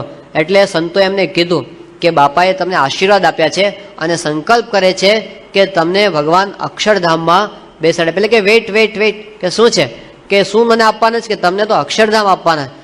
કે ના, મારે હમણાં અક્ષરધામ જોતું નથી. કે શું જોઈએ છે તમારે? કે સ્વામીજીને કહો કે મને એવા બ્લેસિંગ આપે કે મારી બૈરી 15 દાડાથી ભાગી ગઈ પાછી આવી જાય. હવે એને તો એમાં જ અક્ષરધામ દેખાતું હતું કે જો આટલું પાછું આવે એટલે આપણે જિંદગી જીતી ગયા. તો આપણી દ્રષ્ટિ બહુ સંકુચિત છે, એની આગળનું આપણે જોઈ શકતા નથી. તો માગવા માટેનો વિવેક આપણને ધ્રુવજીના આખ્યાન પરથી શીખવા મળે છે. અને એ જો આપણને આવડી જાય ખરા ભક્તની રીત, તો પછી સાચા ભક્તોએ શું માગ્યું છે? પ્રેમાનંદ સ્વામી કે તમારી મૂર્તિ વિના મારા નાથ રે, બીજું મને આપશો માં. હું તો એ જ માંગુ છું જોડી હાથ રે, બીજું મને આપશો માં. ના પાડી દીધી, તમે મને આપતા જ નહીં. કુંતાજી માતા જ્યારે શ્રી કૃષ્ણ ભગવાન એમની પાસેથી વિદાય લેવા ગયા મહાભારતનું યુદ્ધ પૂરું થયા પછી, ત્યારે છેલ્લે કહે છે કે તમે જાઓ છો પણ અમારી તમને પ્રાર્થના છે. શું પ્રાર્થના છે? કે વિપદઃ સંતો નઃ શશ્વત, અમને હંમેશા માટે વિપત્તિઓ આવો. સામેથી દુઃખ માગે કુંતાજીએ.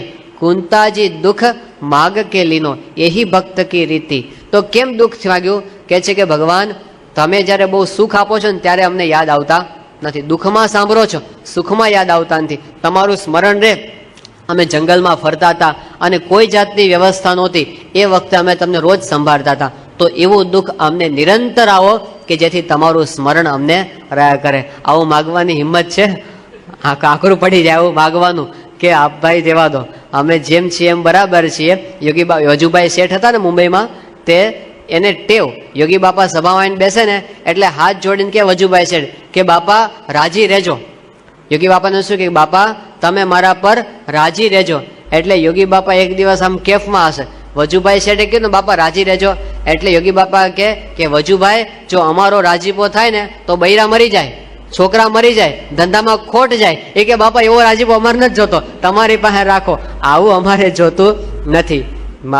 ભાગવતના દશમ સ્કંધમાં યુધિષ્ઠિરનો આવો એક પ્રશ્ન છે.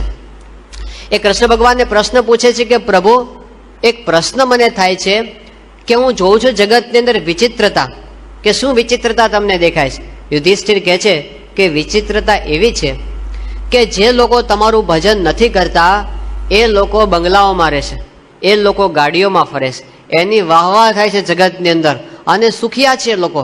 અને જે તમારું ભજન કરતા હોય એ તો બિચારા સ્લીપર ઘસે છે, એ તો બિચારાને કંઈ ખાવાના ઠેકાણા નથી. તો આવું કેમ છે કે ભજન કરે એ દુઃખી છે અને ભજન નથી કરતા એ સુખી છે? ત્યારે કૃષ્ણ ભગવાને હસતા હસતા યુધિષ્ઠિરને કીધું કે યુધિષ્ઠિર મારી રીત કેવી છે તું સાંભળ. યસ્યાહમ અનુગૃહણામી હરિષ્ય તદ્ધનમ શનેહી. હે યુધિષ્ઠિર, હું જેના પર રાજી થાઉં છું એનું ધન હું લેવા માંડું છું. આ એમની રીત છે. એટલે જો આપણામાંથી કોકના પર રાજી થયા હોય તો આપણે સમજવું કે હવે ભગવાનનો રાજીપો આપણા પર થયો, કે આપણું કંઈક લેવા માંડ્યા. પણ ભગવાન કે બધાને એવું કરતા નથી, પણ ક્યારેક આપણી કસોટી કરવા માટે, ક્યારેક આપણો ખિલ્લો હલાવવા માટે, ક્યારેક આપણું બંધન ન થાય એટલા માટે ભક્તને પણ ભગવાન દુઃખ આપે છે. એ આપણા સારા માટે. જેમ એકવાર એક ઘડિયો હતો ને, એ 5મા માળે કંઈક કામ કરતો હતો, ઉપર પ્લાસ્ટર કરતો હતો, ઉપર એટલે ઊંચે.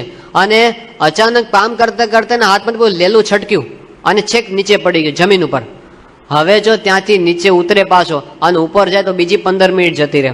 એટલે વિચારતો હતો કે દોરડું નીચે નાખું, કોક મને બાંધી આપે અંદર. પણ દોરડું તો નીચે નાખ્યું પણ કોણ બાંધી આપે એને? રસ્તા ઉપરથી પસાર થાય માણસો સીધે સીધા જતા રહે, કોઈ જોવે નહીં. એટલે એને થયું હું એક રૂપિયો નાખું. ઉપરથી ને એક રૂપિયો નાખ્યો નીચે. એટલે એને એમ કે કોઈક જોવે કે આ રૂપિયો કોણે નાખ્યો. તો એક ભાઈ આવ્યા અને રૂપિયો ઉપરથી પડતા જોયો, એને ઉપર જોયું જ નહીં, ખિસ્સામાં નાખીને હાલતા થઈ ગયા આગળ. એને બીજો નાખ્યો કે ચલો બીજો કોક, બીજો નાખ્યો, તે બીજો લઈને હાલતો થઈ ગયો. 5 રૂપિયા એમને જતા રહ્યા કે આમ તો કઈ મેળ પડશે નહીં. પછી એક જણો આવ્યો ને, તે ધીમે રહીને એક નાનો કાંકરો નાખ્યો. એટલે પેલા તરત ઉપર જોયું કોણ મારે છે. કાંકરો માર્યો ને એટલે તરત ઉપર જોયું. પછી પેલા કીધું મારે પેલું લેલું મને બાંધી આપો ને, પછી બાંધી દીધું અને ઉપર ગયું. પણ આપણે આમ રૂપિયા આવે ને તો આપણે ઉપર જોતા, કાંકરો આવે ને તો ઉપર કોણે આ દુઃખ આપ્યું આપણને, તો તરત આપણને ઉપર જોવાની ઈચ્છા થાય છે. એટલે ભગવાન કાંકરોય નાખે ક્યારેક કે ઉપર જુઓ તો ખરા, આ ઉપર જુઓ, આ બધું કરનાર, સુખ અને દુઃખ બધું આપનાર હું છું. એટલા માટે ભગવાન ભક્તો ઉપર કૃપા કરી અને સુખ પણ આપે અને દુઃખ પણ આપે.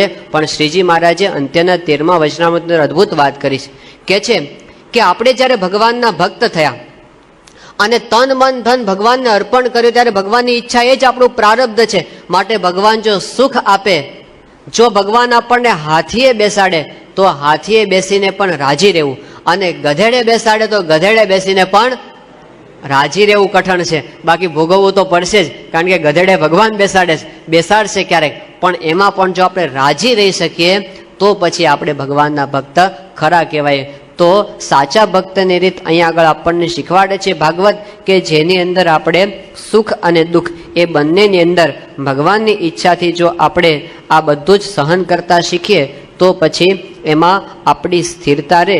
એ ભાગવતે આપણને સમજાવ્યું. અને નિષ્કામ ભક્તની અંદર આપણે આપણો પત્તું પડવું છે. જેમ હનુમાનજી હતા એની વાત આવે છે કે જ્યારે પાછા આવ્યા યુદ્ધ કરીને અયોધ્યાની અંદર, અને બહુ પ્રસન્ન થયા સીતાજી હનુમાનજીની સેવા પર, અને સીતાજીએ પોતાનો હાર કાઢીને હનુમાનજીને ભેટમાં આપી દીધો.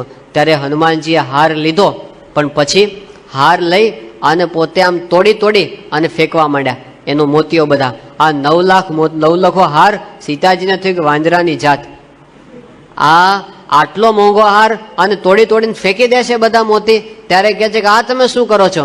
ત્યારે હનુમાનજી કહે છે કે હું તો જોઉં છું કે એમાં મારા રામ છે કે નહીં, જેમાં રામ નથી એનું મારે કામ નથી. આ ભક્તની રીત કે જ્યાં ભગવાન નથી ત્યાં આગળ એવી વસ્તુને પ્રાપ્ત કરીને શું કરવાનું? મત સેવયા પ્રતિતમ છે સાલોક્યાદિ ચતુષ્ટયમ.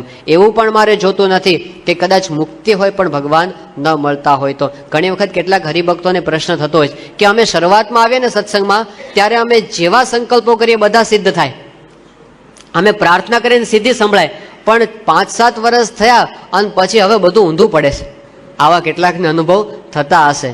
તો બાળક જ્યારે નાનો હોય ને પછી એ જ્યારે સ્કૂલમાં જતો ન હોય એટલે પછી એને લોલીપોપ આપે, ચોકલેટ આપે કે લે બેટા, અને ચોકલેટની લાલચે એ બાળક છે સ્કૂલમાં જાય, બાળ મંદિરની અંદર જાય.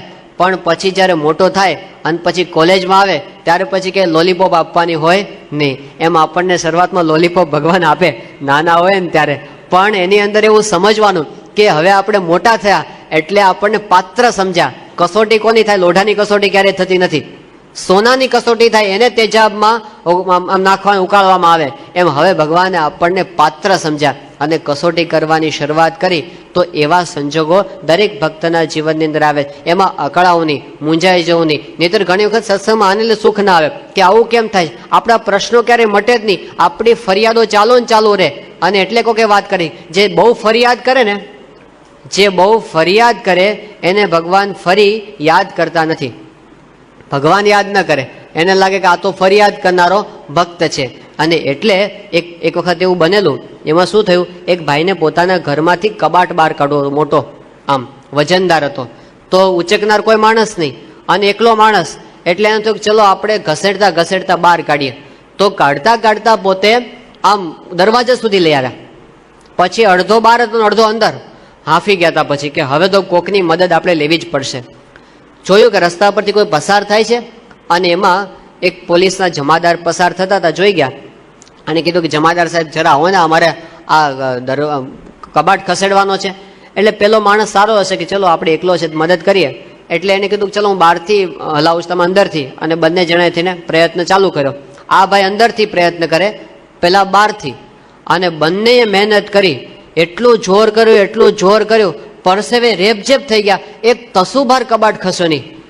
એટલે 10 મિનિટ પછી તો પેલો હાંફી ગયો અને જમાદાર પરસેવો લૂછતો આવ્યો કે આ કબાટ ઘરમાં નહીં આવે. પણ પેલો કે મારે ઘરમાં નથી લાવવો, મારે બહાર કાઢવો છે. શું થતું હતું ખબર પડી ને, ઓલો અંદર ધક્કા મારતો હતો ને આ બહાર. હવે આખી રાત સુધી મહેનત કરે ને તો એ કબાટ કાંઈ ત્યાંથી ખસવાનો હતો નહીં. એમ ઘણી વખત આપણને કે સત્સંગમાં સુખ નથી આવતું, એક કારણ આ છે કે આપણે ભગવાનનું સુખ જોતું નથી અને ભગવાનને જગતનું સુખ આપવું નથી. એટલે પછી બંનેના ફોર્સ સામસામા લાગે છે. આપણે જો એમાં ભળી જઈએ ને, જેમ એની ઈચ્છા હોય એમાં ભળી જઈએ કે તમે જેમ કહેવા માગો છો ને કરવા માગો છો એ પ્રમાણે, તો પછી ભગવાન પ્રસન્ન થઈ જાય. તો કંઈ જાજુ કરવાનું હોતું નથી. એમની ઈચ્છાની અંદર ગુણાતીતાનંદ સ્વામી કેટલી અદ્ભુત વાત કરી છે. સ્વામિનારાયણ હરે સ્વામીએ વાત કરી છે, અંતરમાં ટાઢું રહ્યા કરે અને ધગી ન જાય એના 2 ઉપાય છે. એક તો ભગવાનનું ભજન કરવું અને બીજું ભગવાનને સર્વ કરતા સમજવા. અને તેમાં સુખ આવે તો સુખ ભોગવી લેવું અને દુઃખ આવે તો દુઃખ ભોગવી લેવું. તે કહ્યું છે જે દાસના દુશ્મન હરિ કેદી હોય નહીં, જેમ કરશે તેમ સુખ જ થશે. આપણને કઈ ભગવાન દુઃખી કરવા નથી બેઠા, આપણે કઈ ધણી વિનાના બેઠા નથી. શ્રીજી મહારાજ જે દિવસે ધર્મધુરા ધારણ કરી એ વખતે આપણને વરદાન આપી દીધા છે, 2 વરદાન, કે મારો ભક્ત ક્યારે અન્ન વસ્ત્રથી દુઃખી થવાનો નથી. રામપાત્ર મારા ભાગ્યમાં આવે, મારો ભગત રોટલાથી દુઃખી થશે નહીં, અન્ન વસ્ત્રથી ક્યારેય દુઃખી ન થાય. અને બીજા આશીર્વાદ કે એને એક વીછીના ડંખની વેદના થવાની, કરોડ ઘણી વેદના મને થાય, મારો ભગત દુઃખી થાય નહીં. એટલે આપણા રોટલા તો એમને ગળામાં લીધા જ. પણ અમારા હરિપ્રકાશ સ્વામી કહે છે કે આપણે બધાને પ્રોબ્લેમ શું છે, રોટલા નથી મળતા એનું દુઃખ નથી. રોટલા તો મળે છે, બ્રેડ તો આપણને મળે છે, પણ બ્રેડ પરનું બટર નથી મળતું એ પ્રોબ્લેમ છે. આપણને ઘર તો રહેવા માટે મળે છે પણ બંગલો અને 4 પૈડા વાળી ગાડી નથી આવતી એ પ્રોબ્લેમ છે. હવે એ તૃષ્ણા તો ક્યારેય કોઈની પૂરી થઈ નથી. એ તો ભગવાન આપણને જે પ્રમાણ રાખે, આપણને ધ્યાન રાખે છે કે આ આટલા માપનો છે, આનાથી વધારે આપશું તો આ બંધન થઈ જશે, એટલા માટે એ કંટ્રોલ રાખે છે. પણ એમના ઈચ્છામાં જો આપણે રાજી રહેતા શીખીએ તો આ ભક્તની એ ભક્તિ થઈ જાય છે. તો ભાગવતે આપણને શીખવાડ્યું કે ભગવાન પાસે માગવું તો એવું માગવું કે તમારી મૂર્તિ વિના બીજું કાંઈ આપશો માં. અને એવું માગતા શીખીએ ત્યારે ધ્રુવની જેમ આપણને પસ્તાવાનો વારો પછી આવે નહીં. અને પછી આપણે કેવા ભક્ત થઈ શકીએ, વિશેષ વાતો છે એ આપણે આવતીકાલે સાંભળીશું. સહજાનંદ સ્વામી મહારાજની